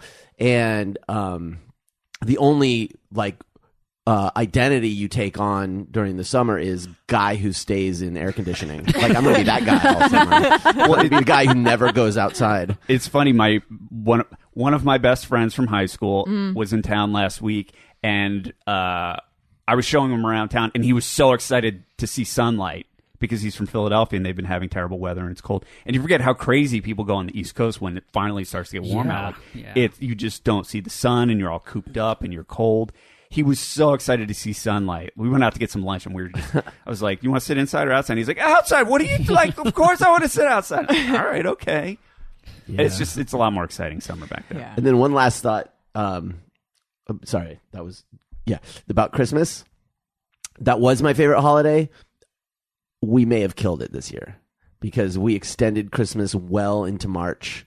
Because we had our tree up. A lot of people have wanted to know if the tree's still up. It's not. We took it down. But I don't know how I'm going to do this year at Christmas. So we'll see. We went to New York for Christmas. New York seems Christmassy, but this year it was like 70 degrees and slushy, and it was there was no Christmassiness happening in New York. I don't like that. Okay. Eris No Perfume says, and I'm wondering what Eris No Perfume is a reference to. Let us know, Era Snow Perfume. What did everyone wear to prom? And if they did not go to a prom, a similarly formal dress occasion from that age in their lives. I wore something that actually looked a lot like a wedding dress. A terrible, terrible, gigantic, puffy wedding dress to prom. It was white and it was big, and I was white and big, and it wasn't a good look. But I feel like most people look back on their prom pictures and think, ugh, what was going on there? I got super sunburned. There was junior prom, senior prom. I did not go to senior prom because I didn't want to go. So I did get asked, and I told the guy I was going out of town, and I left Provo and went to Salt Lake. Just to not go with him? Yeah, because I really didn't want to go. At the time, I only had like one class. I was barely in high school at that point. Oh, were you advanced? I just had a lot of extra credits because I was trying to push through. So I had 2 classes my last semester of high school. So I didn't even feel like I was there, and I just didn't want anything to do with it at that point. But then junior prom, I was very into. And that morning, we took the ACTs. And then I don't know if you guys did this at your proms, but we did like all day dates. No. Oh my gosh. So we all took the ACT together that morning. What crazy timing. Oh, I know. So then that afternoon we hiked, and it was incredibly sunny and hot, and we all got really sunburned. And then we did a water fight and picnic at the park. And then by the time we had to go home and get ready for the actual prom and then the after party, I was so exhausted because I got super sunburned. So my pictures are just like so bad because I'm wearing this kind of black sparkly dress with a purple shawl. That sounds cute. Was it big or was it fitted? It was fitted. Fitted, not fitted, but like straight down. But my cheeks and my whole face is just like a tomato. So I just look terrible. Yeah. Were you dating this guy? Did you date? Were you allowed to date in high school? I didn't technically start dating till I was 16 because that's kind of the Mormon thing. Kids don't. They say you can go on group dates 14, 15, but you shouldn't start like dating pairing off until like 16ish, and even then they go like, no, avoid being exclusive, whatever. So anyway, I was dating a guy, and he was crazy, legitimately an insane person. Actually, I think Nat was diagnosed later in life. Not crazy. He just was out of control because nobody was helping him rein in whatever he was feeling, and it was all over the place all the time. And at the time I thought this is all my fault because I didn't understand what was wrong with him, and he didn't either. So he would go one day everything was great, and then the next day it was just bipolar or something. Yeah, which I feel bad saying crazy. At the time I felt like it was crazy. Now I don't want people to think I think if you have bipolar you're crazy. That's not what I'm saying at all. But as a high schooler, it felt like, am I going crazy? This is so out of control. So anyway, he was kind of out of control. And was he rageful or he would be happy and then depressed, or all of it? All of it. And we were dating at this time. We ended up breaking up shortly after, but it's a saga, a long story. Anyway, my high school dating saga. We were dating, we went to prom. But the entire time at the dance, he kept asking me if I would have rather been with this other guy. Oh. So the whole time he was just on my case about it. I can tell you'd rather be with him. And by the end, you're like, yeah. I right? would, because you keep exactly. telling me about this By shit. the end, it was just take me home, which is pretty much what happened. And then it was we ended up fighting and it was horrible and whatever. Oh, that does sound awful. But yeah, so I had a very cliche get in a fight at prom situation, except he was the one that was out of control, and I was trying to be let's just be cool, let's not overreact, and he's the one freaking out. Right. Yeah. Al's prom. I did not go to any prom or anything like that. Yeah, my band played a show my junior year, so I chose to play the show as opposed to go to prom. Rock and roll. Mach 5. We were, I think we were aisle 9 at this time. Okay. Yeah, that was Aisle the name 9 is we where you wanted find the rock and roll. That's pretty much it. Where can I find the rock and roll? That'd be in aisle 9. Yeah. And then I left high school early, so I didn't go to prom. I think my last high school dance was Turnabout, where the girls asked the guys. I had to go as a sophomore. You called it Turnabout? Yeah, we called it Turnabout. What did they call it at your school, Jenna? Oh, Sadie Hawkins? Sadie Hawkins. Yeah, Is that Sadie what- Hawkins. Or we at my had school. Morp, too. Oh yeah, prom backwards. I've heard of that. We did We not had have the that. snowball is what we called it. Oh, Though. yeah. Why? I don't know. It's so hot. They just want to think about snow. I don't know. They called it the snowball dance. and What was that's it where the- called? Sorry, Jeff. In your school, what was it called? Sadie Hawkins. Oh, Yeah. weird. Yeah, no, we called it Turnabout. So that was the last one. That was my sophomore year, and it was lame. And I mean, I just was like, I don't get what we're doing here. This is interesting that both Jenna and Al graduated early. Yeah, Is that a Mormon thing? Not at it all. was not. No. No, In we're fact, just both yeah. similar. Yeah, we just both felt like we were ready to be done. I went and visited my brother who was taking summer classes at a university over the summer, my sophomore to junior year, and I figured out what college was, and I was like, I really want to go here. And you were allowed because I was in AP classes. So when I got to college, I had extra credits. So my senior year of college, I took fewer classes, and it was pretty great. But high school, there wasn't really an option for like doing other classes and getting extra stuff. Yeah, so that I my high remember. school was built sort of like they were trying to like be college campus type like, and so they would have these like you could take option periods and spend the time in the library or do whatever you needed to do, and I would never take those. And then I had older friends, and I figured out like I could study up and test out of some classes that weren't required. And so I just like I studied really quick, and as soon as I knew that I could sign up for this class, I signed up for these random tests, and I would just test out of classes and get the credit. And then I took like one summer school course, and I left early against everybody's like. My counselor was like, "You can't do this. You shouldn't do this." And I said, "Like, this is my plan. I'm going." You were going to pursue a life of rock and roll. I was like, "The I'll band's gonna make it, and we know it." Why were they advising against it? I had a counselor that loved high school, and so he just said like, "Why would you leave this place? Oh This is- my God. This is the greatest place ever. You're gonna regret it. You're gonna love." I mean, those fucking people. I remember Yeah. freshman year they made us watch a film. It was like, these are the greatest years of your life. Take advantage of them. That's so much pressure. and I loved high school. It was a lot of fun, but it was fun for freshman, sophomore, and then I figured out like, guys, it's so much cooler when we get out of here. Just trust me. I've seen it. Yeah. It's wonderful. There's no bedtime. There's no one checks up on you. There's no And- PE. Yeah, you just yeah. go. And so I was so excited to get I out. love how PE is the worst part of high school for you. You're like, there's no PE. Imagine a world where there's no PE. When like most PE kids are like, was the worst part for most me. kids are truly like, horrifying. Most We kids did are like, PE all day. I had 3 periods of PE. It was awesome. You know. I never understood that. I did not understand that at all. Because for me, PE was like, I can't wait till I don't have to do this anymore. Yeah. Daniel, did you go to prom? I did not go to prom. I could not have cared less about high school. I was taking classes at the college. I was doing other stuff. And also, and this is the real reason I didn't go to senior prom, I had a mad crush on a girl who was in a relationship. So I was just like, I don't even care enough to, why would I do this? You know? That's awesome. So that was my, I want to ask which one it was, but maybe you don't want to say the name, or do you not mind? yeah, her name was Star. Oh, it's that one. Wow. Yeah. So, Crushworthy. yeah. Jeff, prom. I went to my senior prom, but I didn't plan to because I was not into high school, and I was too into punk rock and not high school square stuff. But the week before my prom, I met my friend's sister. So I wound up taking my friend's sister to my prom, but I did it on short notice. So I just wore a suit, but not a tux, because I had made the decision so late that I didn't have time to get a tux, because I had met her the week before in court.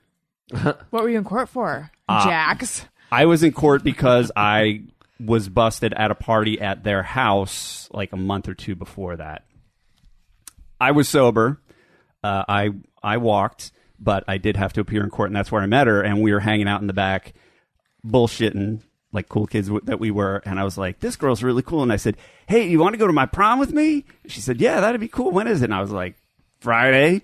And this was like the Friday before, and I couldn't even get out of work, so I actually had to work my shift as a janitor that evening and then rush home and change and put on a suit, and then I took her to the prom. And so since it was so late, I didn't have tickets, and we snuck in. That is punk rock. Yeah, I think all in all, net effect was that it was very punk rock. But my only regret is that we didn't get pictures taken, because in my mind, this doesn't make sense in retrospect, but I thought there was going to be some list of who had bought tickets to They'd line up bust you. who the pictures go to, and then they would have seen my picture and said, he never bought a ticket. So And I you would have had to go to court again. yeah, I didn't want to be two strikes, and so there are no pictures of it, unfortunately. Did you date her? I did not, but I thought she was really cool. She is very cool, and she was very nice, and I knew her for a while. But the funny part was when I went to my friend's house to pick her up, my friend, who they look very similar, being brother and sister. But when I opened the door, there was a stairs going up to a landing on the second floor, and I opened the front door and walked in and looked up, and he had put on his other sister's prom dress and started running down the stairs and jumped into my arms. And it fully took me 10 or 15 seconds to realize it wasn't her. And her name was Sonia Sotomayor. That's right. Okay. Next question. Oh, sorry. A short aside Yes. was there was a girl that I knew that asked me to go to the prom, and I said, "Thank you, but I'm not interested. I'm not going to go." Oh. And then she saw me there. That's sad. Yeah. Oh, heartbreaker. Yeah. I feel like God damn it, Jeff. Like your life could be like a Faulkner novel or something like Yes. that. Like I just want someone to just sit down with you for a few months and then make a Netflix series about it. Could I be would called watch Down that. by the Shore. I feel like there's a lot of I would Down the watch shore. country Yeah. living Yeah, the shore, and, yeah. and just that kind of. A lot of shovel and horse shit. That plays really well To on me, Netflix. there's a romance to every story I hear from Jeff, and that's probably because I grew up in the desert. You know, it's just like, oh yeah, you were living by, and there was like going to the junkyard and getting like things, and then throwing rocks at squirrels or something. I don't know. So Throwing romantic. rocks at squirrels. I don't know. You may have imagined that, but it actually also may have happened. Yeah, so I know lots of fireflies in your life, right? Like, Yeah, lots of okay, fireflies. come on now. But anyway, I did apologize to the girl. I felt bad. Oh, good. Oh, nice of you. Apologize at prom. Yeah, because she walked up to me and said, "What the fuck? You said you weren't coming to the prom." Oh, ballsy. Yeah. You said it She's was probably court pretty ordered. punk rock too. Yeah. Yeah. What, Yes, you- court what was order. your? How'd you explain it? I said, well, I didn't want to come. I said I wasn't planning on coming, but then I changed my mind. But the thing is that you had to plan these things in advance. Right. I mean, people asked each other very far out and made plans very far out. So she had asked me very far out and then had gone with somebody Right. else. But when you agreed to, or not when you asked your friend's sister, were you like, oh, I hope Sonia doesn't see me at prom, or had you forgotten about that? And then when you saw her, you're like, uh-oh. No, I didn't really think anything about it because she had asked somebody else and she was going with Right. somebody else. So I don't think she, I don't think I was some mad crush of hers. You never know.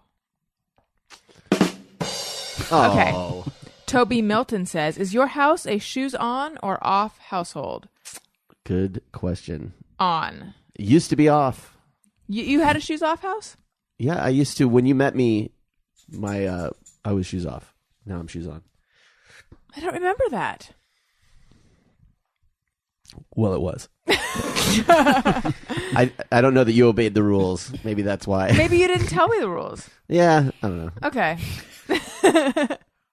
We're shoes on, but I grew up shoes off because Oh, really? I grew up in Korea. I would say we were shoes off Boy.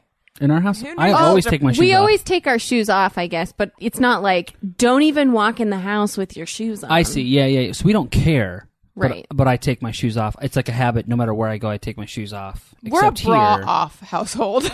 Oh, definitely. Actually, definitely. maybe I'm misunderstanding the question. We don't wear shoes at home very often. However, we don't make people take their shoes off and line them up by the door. To me, that would be a shoes off house. Correct. That's what I'm imagining as well. You're right. Yeah, we don't do that. So we're okay with shoes. Yeah. But growing up, you were shoes off. Yeah, because we lived in Korea, we had like a little room before you actually go in your house. So you dump all your shoes and stuff in, which most houses in Korea did. Mm-hmm. And then when we moved to Utah, my mom was very protective of her carpet because That's the thing. Yeah. So now at my mom's house, when everyone comes home for the summer, she has like a little shoe cart that's by the door. So when all my nieces and nephews run in or we all come in, you just throw your shoes in there. So that takes care of it. Smart. Mm-hmm. Jeff, I'm going to guess you were shoes on. Yeah. growing up, it was no preference. There was one kid in my neighborhood, my best friend, who his parents were shoes off, and we thought it was the craziest thing. Like, you would walk in, and he would kind of have to take you aside and be like, "Look, my mom has this weird thing.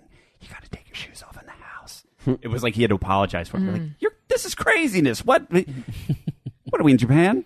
But yeah, shoes, no preference, and currently I take my shoes off when I get home, but I don't care what you do. Yeah. I knew one kid growing up who I went to his house once, and they used no condiments in the house. And his mom made us sandwiches, and it was just like bologna on bread. Oh. It was, to me, that was like the craziest thing in the world. Is this related to them not having their shoes on? Like, no, actually, it has nothing to do with that. The relation is in the same way that growing up, Jeff thought he and his friends thought the family that didn't have shoes was like the craziest thing. I could not fathom. Why wouldn't they condiments. do that? Why? How? They were into healthy stuff, and I guess condiments just weren't healthy. I don't know. I was foreign believe to me. mustard to be very healthy. Yeah. You'll live a long life, but why? Yes. But see, now I think I could go without condiments. I wouldn't want to. You eat salad without dressing sometimes? Yeah. Now I don't eat sandwiches very often, but I could put meat on bread and not put a wettening agent on it. Yeah, and your salad picks up all the spice from the drain in the sink and the trash can anyway. So. Tons of No, flavor. you guys, I've been so good about avoiding germs lately. Okay. Let's see here. Sam Swan T wants to know, do you guys like horror movies? If so, what are your favorites? No, absolutely not. I don't like them. They scare me. I love scary movies. Is there a difference between horror and scary? Like, are we talking a specific type of horror? Because I don't like it to be What just... kinds do you like? I love just like any sort of ghost story. Like The Ring? Yeah. I Sign find me that up. so scary. Loved The Ring. So you like The Ring, but you're not into Saw. Correct. Right. So you're not into like the Texas Chainsaw Massacre. yeah. What about Halloween? Halloween's okay, just because it's a classic. That movie's so not gory if you watch it now. Yeah. Right. Like, so, Right. so few people actually get killed That in movie. that movie's all about the mood that it sets. Yes, just and the that music horror. and everything. Yeah, but I would say I love scary movies. Was it Insidious? Ooh, that was That's a great that's a good one. Scary movie. Really scary. Yeah. Do you ever get really scared?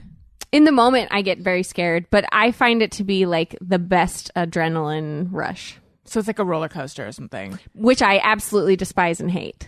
Oh, that's interesting. See, You for hate roller me, coasters. a scary Totally. movie is like a traumatic event that I'm going to relive for the next 6 months. See, I can put it away. I cannot. Yeah, so like I finish it, and then maybe I'm scared for like a couple minutes, and then I go like, well, that was fun.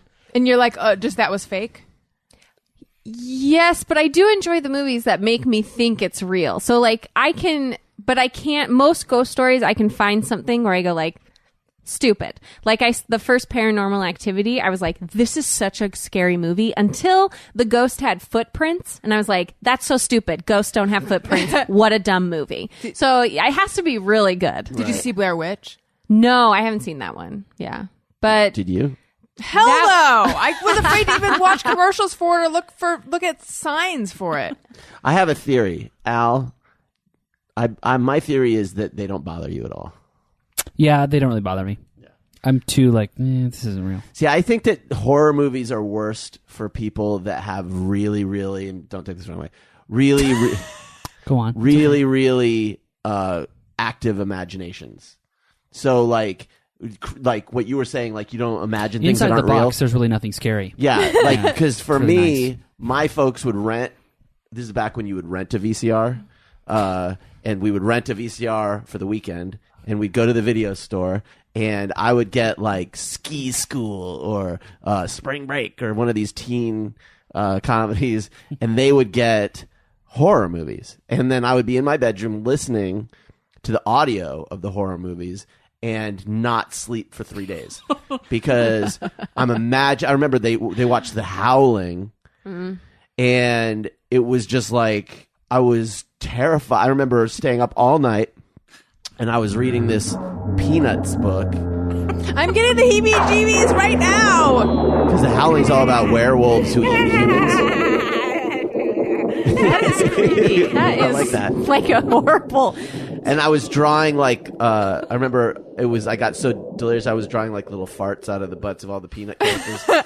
But that's how you deal with horror movies. But so I have always been susceptible, but then I started to like them, and I'm with Jenna. I like the really creepy ones. I like The Shining's one of my favorite movies. Great one. But the horror, the torture porn ones, when I was doing acquisitions at Magnolia, I was having to watch a lot of horror movies for acquisitions, and it was like at a certain point I had to stop because it's too appealing. It looks awesome. No, it's like watching people carve each other up and do horrible. Ugh. To me, it's like, do that. No. Especially when the whole Gulf War was going on. It's just like, this is happening in the real world. Like I didn't want to watch people do that. So, I don't like violence, so it's hard for me. That Yeah. kind of thing. Yeah. but I love a good like thrill, like a movie that sets that crazy spooky tone. Have you seen Insidious? No. It is It's so good. Yeah, I if like you like the creepy, scary, you should watch it. Yeah, I'd be into that. It's really a great one. But then I'll be scared for weeks. Probably. See, I grew up watching them too. My mom used to let me watch. At a pretty young age, I saw The Shining for the first time with her. And I remember being like, oh, this is really fun. Because she would make it fun too. She'd kind of get you all like, she'd kind of spook you out and get The really Shining's excited good. about it. So The Shining was like my first scary movie. And ever since then, I'm like, oh, this is so much fun. I love it. Oh, but back to my original point, Al. The reason why those scared me so much was because if I could imagine it, then it became real to me. So, Right. like, if I could imagine that there was a werewolf in my closet, then it was hard to imagine that there wasn't a werewolf in my closet. Totally. You know? So that's why. Just the other night. So sometimes when I can't sleep, I haven't done this in a while, but sometimes if I can't sleep, I'll get up and come out to the living room and sleep on the couch for a little while. I don't know why. Sometimes just changing the room allows me to sleep. And as I was making my way out here, I started thinking about The Exorcist, which haunted me for so long. Like that was probably the worst thing that happened to me at age 12 was that Oh, that's so young. Yeah, it was That's a rough movie to see, Halloween. Paul. We were spending the night at my friend Katie's house, and we all watched. It was a slumber party. Her birthday was very close to Halloween, so it was a Halloween slumber party. Exorcist. I don't even think I saw most of it. I just hid under a blanket with another scaredy cat friend. But so much of that movie is the sound or the audio. Yep. So it really, really fucked with me. So much so that it popped into my head the other night, and I was like, maybe I can't be alone out here on the couch because it was dark and my eyes were adjusted. I'm like, what if there's a person over there? What if this is... And then I was like, oh, come on, you're an adult. And I just fell asleep. But for a second, I was like, I have to go back to Daniel and Wendy. I can't handle it. That movie, I would say, of all the scary movies I watched that one alone. My mom used to have a condo in Salt Lake, and I would stay there occasionally as like when I was like 17, because I switched high schools for a while. So I went to a high school in Salt Lake, and there were like a night or two a week where I would be alone, and I made the mistake of watching that one alone up there by myself, and that was the first time that I was like, okay, now I'm really scared. And there were like a couple nights after that where I thought like I should have never watched that alone. That was a huge mistake. Yeah. I can't even really and I don't need anyone to remind me, but I can't really even remember that movie well enough to remember what was so scary about it. But it just was. Everything about it. Again, it's a good horror movie is setting a mood. It's the music, it's the way it's shot, it's the editing. Just the vulnerability. If you took that movie apart, it's not really scary. But... There's a couple scenes that I can still see really vividly in my head, though. It's like The Shining is a perfect example, right? Like, so the final sequence, spoiler alert to anyone who hasn't seen The Shining, but like when it's all starting to go crazy and she's like running around the hotel and she looks in this room and there's a guy in a chipmunk costume giving head to the butler, and he looks up and it's like this. It just on its surface, it's a ridiculous. Like, what's scary about that? But in the context of everything, it's just so fucking bizarre that it scares the shit out of you. But the relationship, like, I'm sure that a million papers have been written about the role of sexuality in horror films. Like that I doubt anyone's ever thought of that. It is scary. There's See, I don't something even scary about remember that. Yeah, Because I Maybe you probably, saw I probably didn't know what I was different version. seeing. Yeah. that too. Yeah, maybe like an edited version. Right. Maybe it was on No, TV. you don't see anything. It's just like his head, the chipmunk's head's in his lap, and then he looks up, and they're like, "What are you doing?" Oh, I would have not even known then Right. what was happening. That's why. Watch it again. Thank you for bringing that to light. Oh gosh, Have you? I think we've talked about this before on the show. Skeleton Key. Did you see Love that one? one. Oh, That scared the shit out of me. That's That a good is one. That is a surprisingly. I remember I saw it, and everyone was kind of laughing at it in the theater, and I was too. And then I went home and was like, "Now I'm afraid of mirrors," because that's a part of. It was such a. That one was so scary to me. that's a good one. M. Night Shyamalan recently had a movie last year, The Visit, and it was like, oh, he's back. This is a great movie, and it was really good and very scary. So I enjoyed that one. Sounds messed up. Jeff, scary movies. I like old monster movies. I like scary, like psychologically scary movies, like something like Rosemary's Baby or Skeleton Key or The Ring. But I hate splattercore stuff. I hate that stuff. I once paid for a Rob Zombie movie, and I'm still mad about it.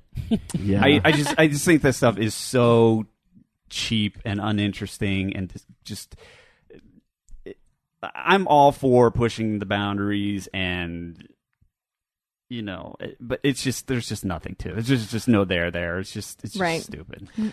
There were a couple teen scary movies that I do recall being into. One being Monster Squad, and another one being The Gate, which featured a young Stephen Dorff, whom I had a crush on. yes, I remember The Gate. Yeah, and those were like a little bit scary, and I could handle those, and I even found them sort of fun and exhilarating. So I can see what people would like, I just can't handle it. Horror movies are best if there's some sort of mythology in it. So there's a mystery of some kind. If it's just like, oh, there's a killer, and now I say that the first Halloween's great, but like for the most part, who gives a shit? It's just like, oh, a bunch of teens are gonna get killed, like, and for me. But if there is like what is it? The Clive Barker movies, Hellraiser, or any of those where there's like some sort of crazy mystery at the heart of it, The Ring, where they're trying to solve, that I can get into, because it's like the same thing that's good about something like, I don't know, I'm thinking of Harry Potter, but I'm not a big fan of Harry Potter, but where there's like it's like, oh, there's a secret world. There's a mystery. Right. Right. Like, I'm into that. Twin Peaks has that. There's something beyond what we're seeing, and these horror things are coming out of that. I like that. Nightmare on Elm Street, which I never saw, also scared the shit out of me. That was just the premise of that it. was a very scary movie, and there was a pretty good amount of splatter in it, but that was actually, I would say that's a pretty good movie. Because there was a kind of a sci-fi psychology twist to dreams. it. I didn't know anything about that movie, but a friend of mine she was always fucking with me. She was like 3 or 4 years older than me, and she knew I was so gullible, and she convinced me that there was a house in like the neighborhood next to ours that was that house, and she told me, or the house, like I don't even know if there is the house because I've never seen it, but it was like the house on Elm Street. Yeah, it was Elm Street. Oh. She was like, yeah, there was an Elm Street, and she's like, that's the Nightmare on Elm Street. Jeez. And and then like there was some story she told me about the mom who fell down a banister and got impaled on a fence thing, and I was just like, I don't really believe that. It's like crazy. Poor little Dano. I believed everything. I believed everything everybody told me when I was a kid. I'm a kid. I don't know.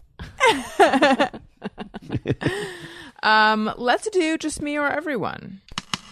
Sometimes I ponder on something I have thought or done. Is it just me or everyone? But first, you guys, we have t-shirts available. We have ringtones available. You heard one of them before. We have bonus episodes available. Go to the store on my website, AllisonRosen.com. You can see everything. Most of the stuff is also available on iTunes and Gumroad. Some of it available for a pay-what-you-wish price. And follow me on Twitter at AllisonRosen. Follow the show's Twitter feed at ARIYMBF. Facebook.com/The Allison Rosen. Really, if you want to be following me on Facebook, go to Facebook.com/The Allison Rosen. That's the page where I post a lot more stuff than any of the other ones. I just lost the will. Dequants on the Snappy. I lost the That's will what you're to going to keep say. plugging. You're going to Yeah. my Snappy. Yeah. No, well, I'm Allison Rosen BFF on Snapchat. I'm on YouTube. I'm everywhere. Jeff? I'm also everywhere, by which I mean only on Facebook and Twitter at Colonel Jeff Fox. Daniel?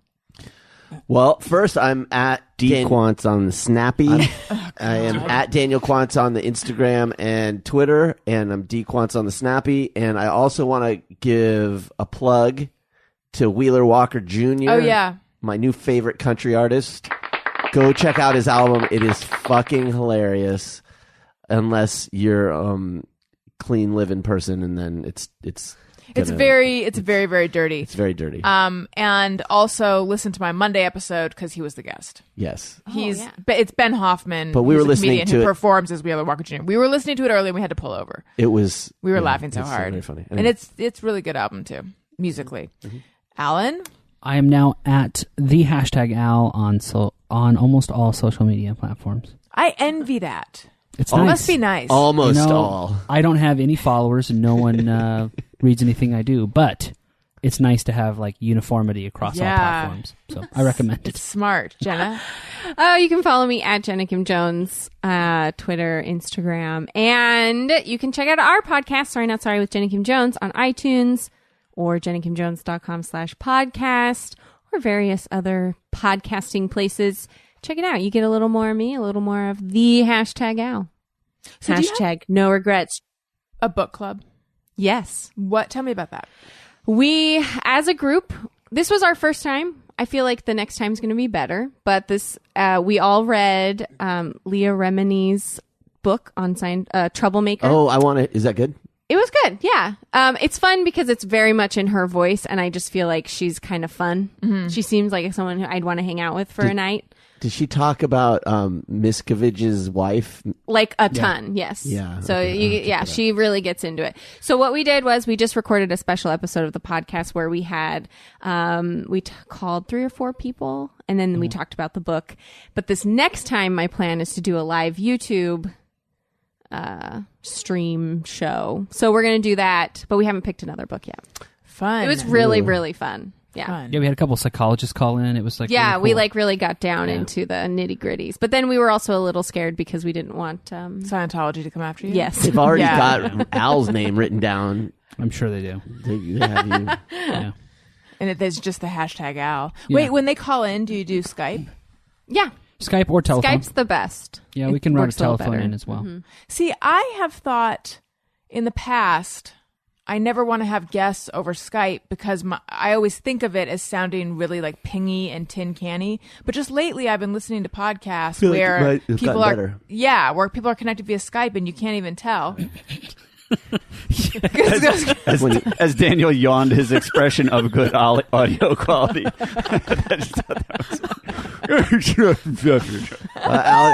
Allison was boring, but go ahead. All right. Not just you, my friend. Everyone. No, Skype is great. Actually, we prefer Skype. It's better than telephone. Yeah. It's clear on a recording. For Alanis' show, a bunch of the shows we've done over Skype. Cool. Can the audience even tell, do you think? It depends. There are a lot of variables. It's a little iffy. It's a lot of work trying to get the quality up, but Right. it's pretty good. I mean, it never sounds like they're live. It doesn't sound like ISDN or anything, but it sounds good. Yeah, better than I think of it sounding. Okay, just me or everyone. Toby Milton says, get irritated when I respond to a post on social media with a joke and someone who makes the same or similar joke after gets more likes. I don't know how much I've noticed that, but I could see where that's irritating. Yeah, that would bug me, but yeah, I don't think I've had a lot of that. I know, sorry. No, go ahead. No, you go. I'm going to change the subject for a second, so go back. If you need to yawn something into the mic, do it now. Thank you. I don't do that, but I will if I think of a joke. Sometimes do a search on Twitter to see Yes. if someone else has thought of it. Oh, wow. I've done that. Because I don't want to be like making an obvious. Like, is this something everyone's thinking? And then I'm the idiot that said the same thing. Okay, You'd be like, People versus O.J. Simpson. Hey, don't tell me how it ends, right? That's a good one. I like that one. Okay. No, I was just going to say, I just remembered, we talked about voiceover earlier. The phrase that I've been directed to use is sound like you have a chuckle in your voice. Oh my God! Sound like you have a chuckle in your voice. Yeah. That's exactly what these people Yes, sound that's like. what it is. Yes. So it just hit me. That's what I've been directed before. Sound like you have a chuckle in your voice. How That's do what- you do it? By like just barely almost chuckling? Yeah. Sometimes you actually do like a little, like If you- in the way you're If saying you it. listen to her voiceover in Meet the Mormons on Netflix, then like most of her voiceover is like this chuckling, like, and then they went over here. Like, it's very, God, like- oh my God. Yeah, It it's is very bubbly. Yes. Yeah. Your impersonation of Jenna is Spot on. yeah. Do a little more. It's like, and he wiggled his wings, like things like that. It's like very like, yeah. It's, Yeah, there is a line in that where I Yeah. do say wiggle wings. That's weird. Yeah. In Meet the I remember Mormons. Yeah, he wiggled his wings. The pilot. He did. He wiggled his wings. That's so cute. Yeah. Wiggle is the cutest word. Wiggle. Especially like when people describe dogs as being wiggly. yeah. What would be a negative use of wiggle? Like, oh, there was a worm wiggling. Isn't there a hip hop song that's like wiggle, wiggle, wiggle, wiggle, wiggle or something? I don't know. Oh, that feels right. Yeah. Like the cancer is wiggling through your body. That'd be a That, that would be a That'd be a negative. bad use of it. But that's Right. not what cancer doesn't wiggle. I know. That's why it would be a horrible way. Okay. To, It'd what kind be of a- doctor What are about you? The wheels on this roller coaster are wiggling a lot. Yeah, that'd be Oh, terrible yeah, too. there you go. Right. I take it back. Wiggly is not exclusively Or the cute. ghost is wiggling my little toe. Oh my God. Well, that's cute. But if the ghost was like wiggling behind your head, don't look now, but there's a ghost wiggling behind your head. That's scary. If you woke up and a ghost was wiggling your toe, you think you'd be like, oh my gosh, this is so cute. Yeah. Depends. It depends what kind of ghost. If it was Casper, then it's like he is cute. cute. But if it's Not Some- Casper. any other ghost but Right. Casper, If it's like Sam Kinison, then it's like it's like okay, sorry. okay. Wendy, not the dog, says, I have always read FAQ as FAQ in my head. Me too. Yeah. Oh, Isn't that how definitely. it's said sometimes? Yeah. A frequently asked questions? You can call it a FAQ. Okay. Ken Elwood said, just boiled some eggs for a salad, stunk up the kitchen, and thought of you. Tee-hee. Just me or everyone. Well, I mean, I think it was just you earlier, but I like to think that across the land, people think of me when they think of stinky eggs. I think makes of me you feel when I good. boil eggs. Thank you. I do. Yeah. This is my legacy. Did I say my my advertising? Oh, no, you haven't. My what is it? Slogan for the ad? Sorry, I'm talking.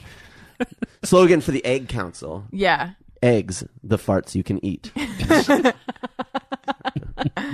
By the way, crazy egg thing happened to me the other day. The other day being yesterday. I opened up a hard-boiled egg, and the yolk was white. It was like completely colorless, and it freaked me out a little bit. But then I looked it up, and apparently it doesn't mean anything bad. Just occasionally that happens, and they lack pigment, but it's not like it doesn't mean cancer's going to wiggle through your body now. Yo, Did you eat it? I didn't eat the yolk, but I did Okay. eat the egg white. Yeah. Weird. Albino egg. Yeah, What Yeah. if the white ones had no cholesterol in them or something? Oh my God, like amazing super that? diet Yeah. egg. It wasn't white. It was incredibly pale. Like it wasn't exactly the same shade as the egg white, but it was it was just like a no slightly yellow in lighter shade of yellow. well, no, like a dramatically lighter shade of yellow. Weird enough that it looked like clay almost. It messes with you because I used Yes. to eat ostrich eggs. You did? Yeah, down in Uruguay, they're like big on ostriches and emus and things like that, and that's like the egg that they would use. And it was like clear yolk or clear egg white when they would boil it, and it just like weirded me out. It tasted the same, but it was very weird. Wait, they would boil it like a hard-boiled egg? Yeah, and and then then you they have would a chop it up. gigantic clear egg. Yeah, That's it's so weird. Like so, they would chop it up and put it in rice, and then put like mayo on it, and that's like what the meal would be. They put mayo on everything in Uruguay, and so you would have like pieces of the egg white that would Right. be like hard boiled, but it would be clear almost. That's yeah. so weird. They should Yeah. call it mayo guay. Yes. Are ostrich eggs good? Yeah, they taste. I mean, they're a little bit different, but they're essentially just it's like hard boiling 12 eggs, chicken Right. eggs. It's like It must be a huge. ton. A lot of Yeah. egg white, though. I Yeah, know. In one ton of- egg. Can you Yeah. even buy ostrich eggs?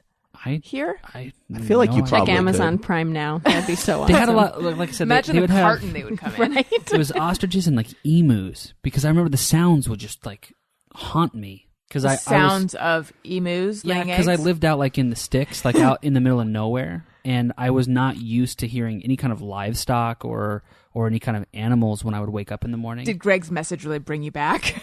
No. What does an emu sound like? It was like this weird kind of like it was almost like a Jurassic Park, like dinosaur type. I can't picture even, something like a donkey, like No, like I would hear a rooster crow, and that would make like your stomach drop out. Like I don't know where I am. I'm not home. This is very uncomfortable. right. And I lived like next to these sheep that would Bleep. make their sheep sounds, and then there was like an emu like just down the street. There's an that would emu yell. that would lean its head in and be like, ow. And, yeah, it's just Did it wiggle your little toe with its beak? it was just very weird, and so it always kind of set me off. Like it was unsettling. Right. Did you Unsettling. eat ostrich meat? Do they eat No, them we or wouldn't. just their We eggs? wouldn't eat the meat because I lived amongst like the people, like mostly poor people. I would pay them to cook food because it was cheaper and they could actually get some money that way. And so like the egg would be all that they could afford. And then when I lived on the border of Brazil and Uruguay, there's a lot of like black market trade that goes back and forth. And you can't eat carpincho or capybara. What's that? That's those giant hamsters. But people They're would so scary. people Yes. would get them. You say that like that's a thing I know what it is. Oh, the giant hamster. So it's like a hamster the size, like 3 times Isn't the that- size of Wendy. Like chupacabra?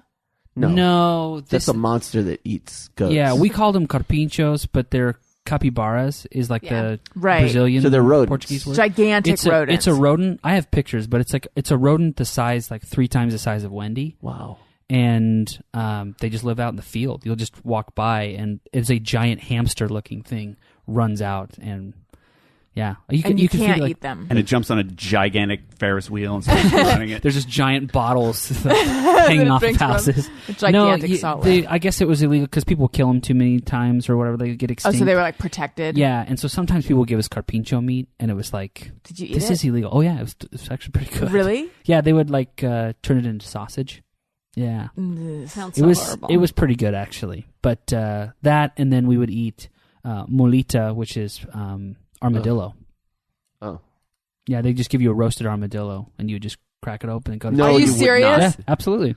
You Oh my crack god! it They give you a open. whole Yeah, they give armadillo? you it's a whole roasted armadillo. Oh, If they were really nice, they would give you because the tail is the delicacy. That's really Oh. the piece that everybody can't. wants. So if they like were keeping the delicacy, they would Daniel's they would face. keep the tail and give you the roasted armadillo, or they would give you the whole thing. And so you kind of crack it open and then carve out the meat. is the head Yeah. on it? Yeah. What do you do The with guts? I didn't eat the head, but I would just eat like the meat because they have meat. They have muscle. that? Yeah, but like all the whole armadillo innards are in there too. It's like if someone gave you a whole chicken with everything. Oh, they would take it clean out? that out and then roast the Oh, armadillo. they're like, but here, have the head too. 'cause Yeah, you for keep it sure want that. Yeah, intact, they but need let's that. get the guts out. Yeah, I have a picture of me like holding it. It's How big are they?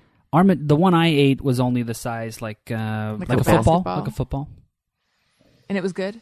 Yeah, I loved it. It was good. It tastes like kind of greasy roast beef, like if you meet like Sunday dinner roast beef. Like Arby's. It's No, actually not just like armadillo. Yeah, it was good.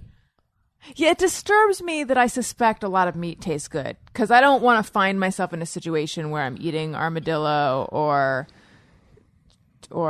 capybara or like most meat I don't really want to eat. I Yeah. actually wish I didn't eat the meat that I do eat. I would like to not eat meat, but I do eat some meat. Yeah, it's wild times. Wild times. Missions Would you- are Yeah. it's If just you a ever, thing if that there's happens. on Yeah. Netflix, there's an Anthony Bourdain where he goes to Uruguay because part of his family lived in Uruguay, like his grandfather did, and it's pretty accurate.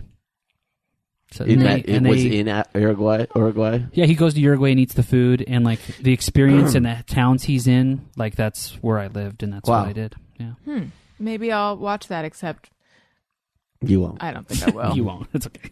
But I'm curious. Megan Clem says, when estimating how much pasta to cook, my eyes are always bigger than my stomach. Every time. Yeah, Every time. Always. it's standard. You know, speaking of pasta, Daniel had angel hair pasta the other night, and I had a question. Did they offer you your choice of kinds of pasta? This is a restaurant we used to go to a lot, and they would have. But I didn't let him ask. I knew what I wanted, so I just asked for it. Okay. But I had a couple bites because now I'm back on the carbs. It was so good. I feel like angel hair pasta is sometimes overlooked. Definitely. Absolutely. Yeah. I like it a lot. I've eaten too much regular spaghetti that I'm kind of sick of that, but angel hair is always fun. Yeah. Sweaty Hooker says, just me or everyone, in my head I hear a mashup of the You Are a Dog and I'm Just a Cat songs from the show. I think we all do. Oh, yeah. Yeah. I got to find that video. Yes. I know got to where it is. find it. Oh, you I know do? where it is. I've seen it before. Oh, Cat. perfect. Dave Schuster says, you have tons of batteries in your junk drawer, but it's never... Oh, Here it Allison. comes. God. But it's never the type you need at that moment. Yes, except we don't even have a ton in our junk drawer. We just don't really have the batteries we need. When you live with #Al, you got all the batteries you need. Yeah. That is accurate. That's an accurate statement. Do you have a label maker? I do not have a label maker. I don't believe in those. You don't? No, I'm just kidding. I don't. I just. I've never. I don't know. I don't why. think he would want that. Yeah, I don't want to label everything. I just want to have what I need. That's too much of a commitment. But is your battery Wow. drawer organized? It was organized at one time. It's sort of like the house tools as opposed to like the garage tools. Okay. There's a roll of duct tape, an old smoke detector, things like that are in there. Yeah, it used to be organized, but it's kind of a huge mess right now. Yeah, it's where I just keep in there like the other all day. of the IKEA tools that we collect from random furniture we Yeah. put together that you're like, I might need this random hex screw. And then I have like C's and D's and triple A's and Got 'em double all. A's. And You know, in general, I feel like most of the things that I keep because I might need them one day, when I need that one day, I never go look for it at home. I just go out and buy it again. Totally. oh, yeah. Yeah.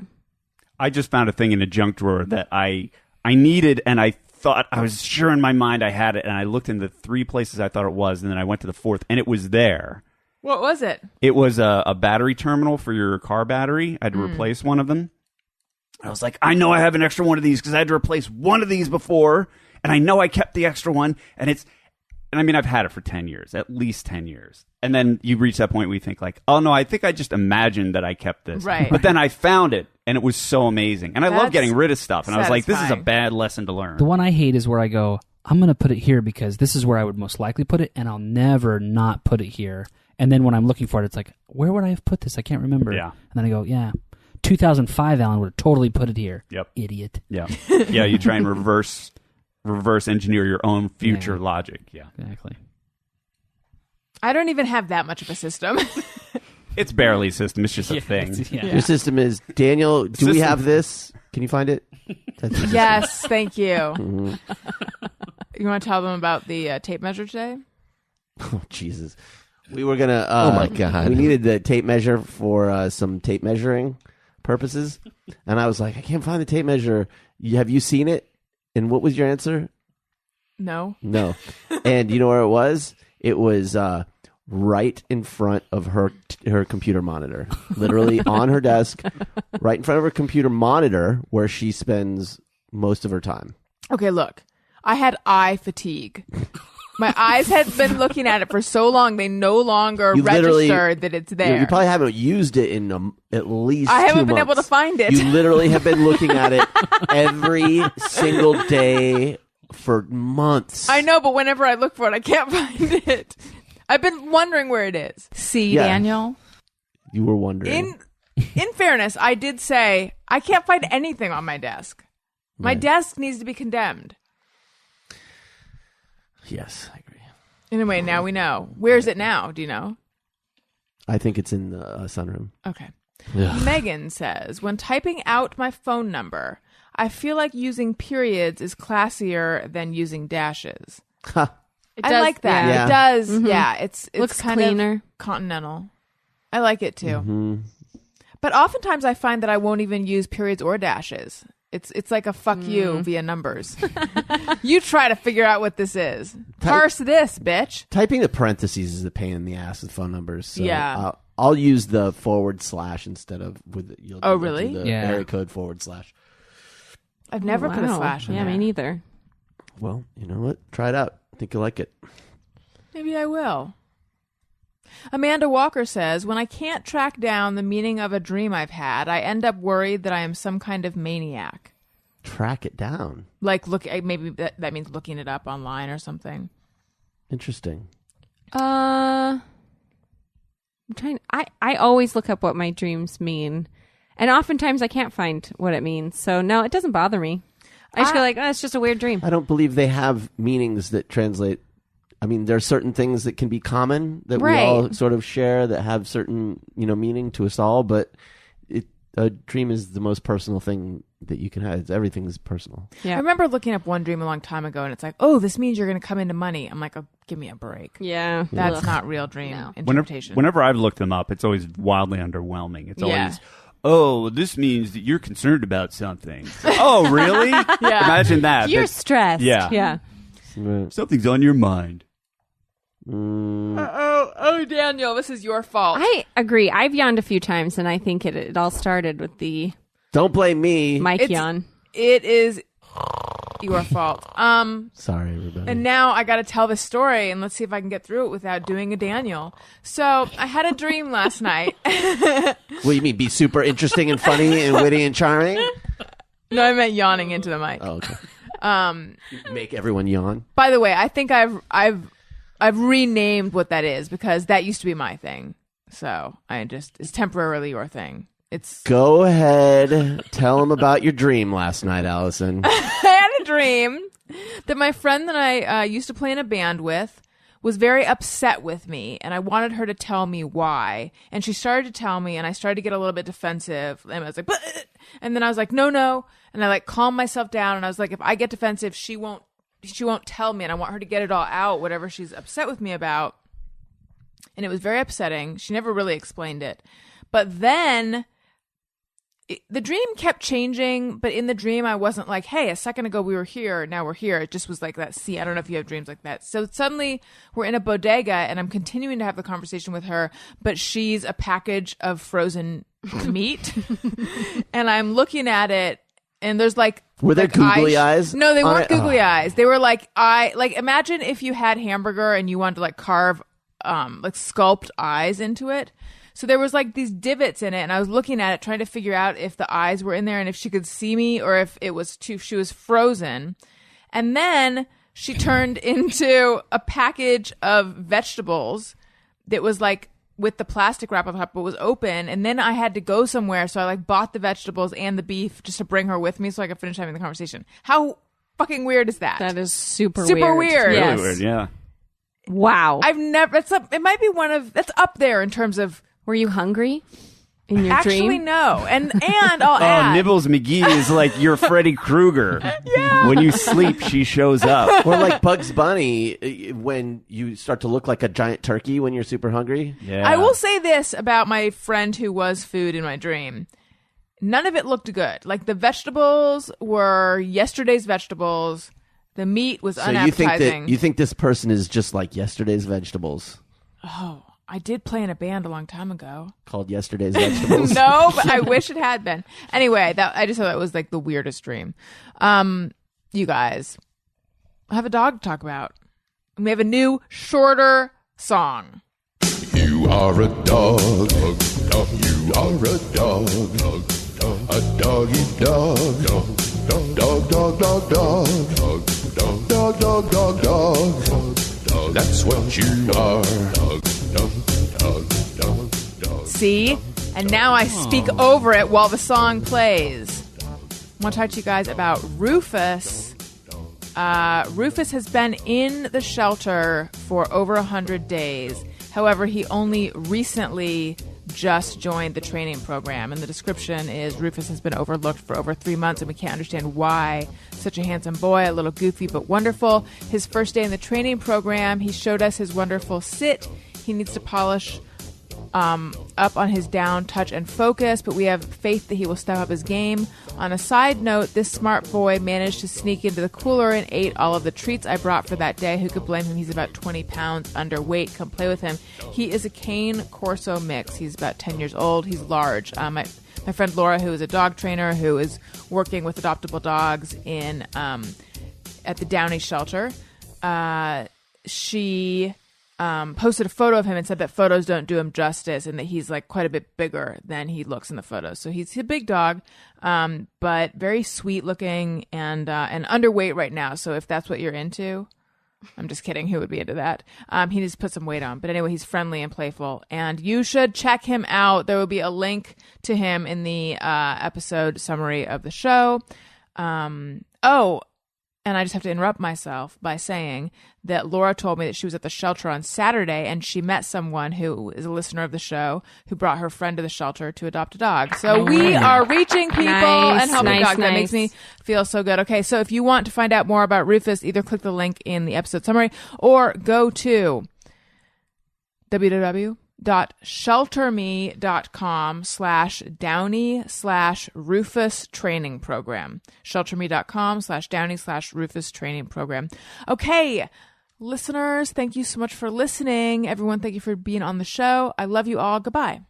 Hey, do you know about the Allison Rosen show?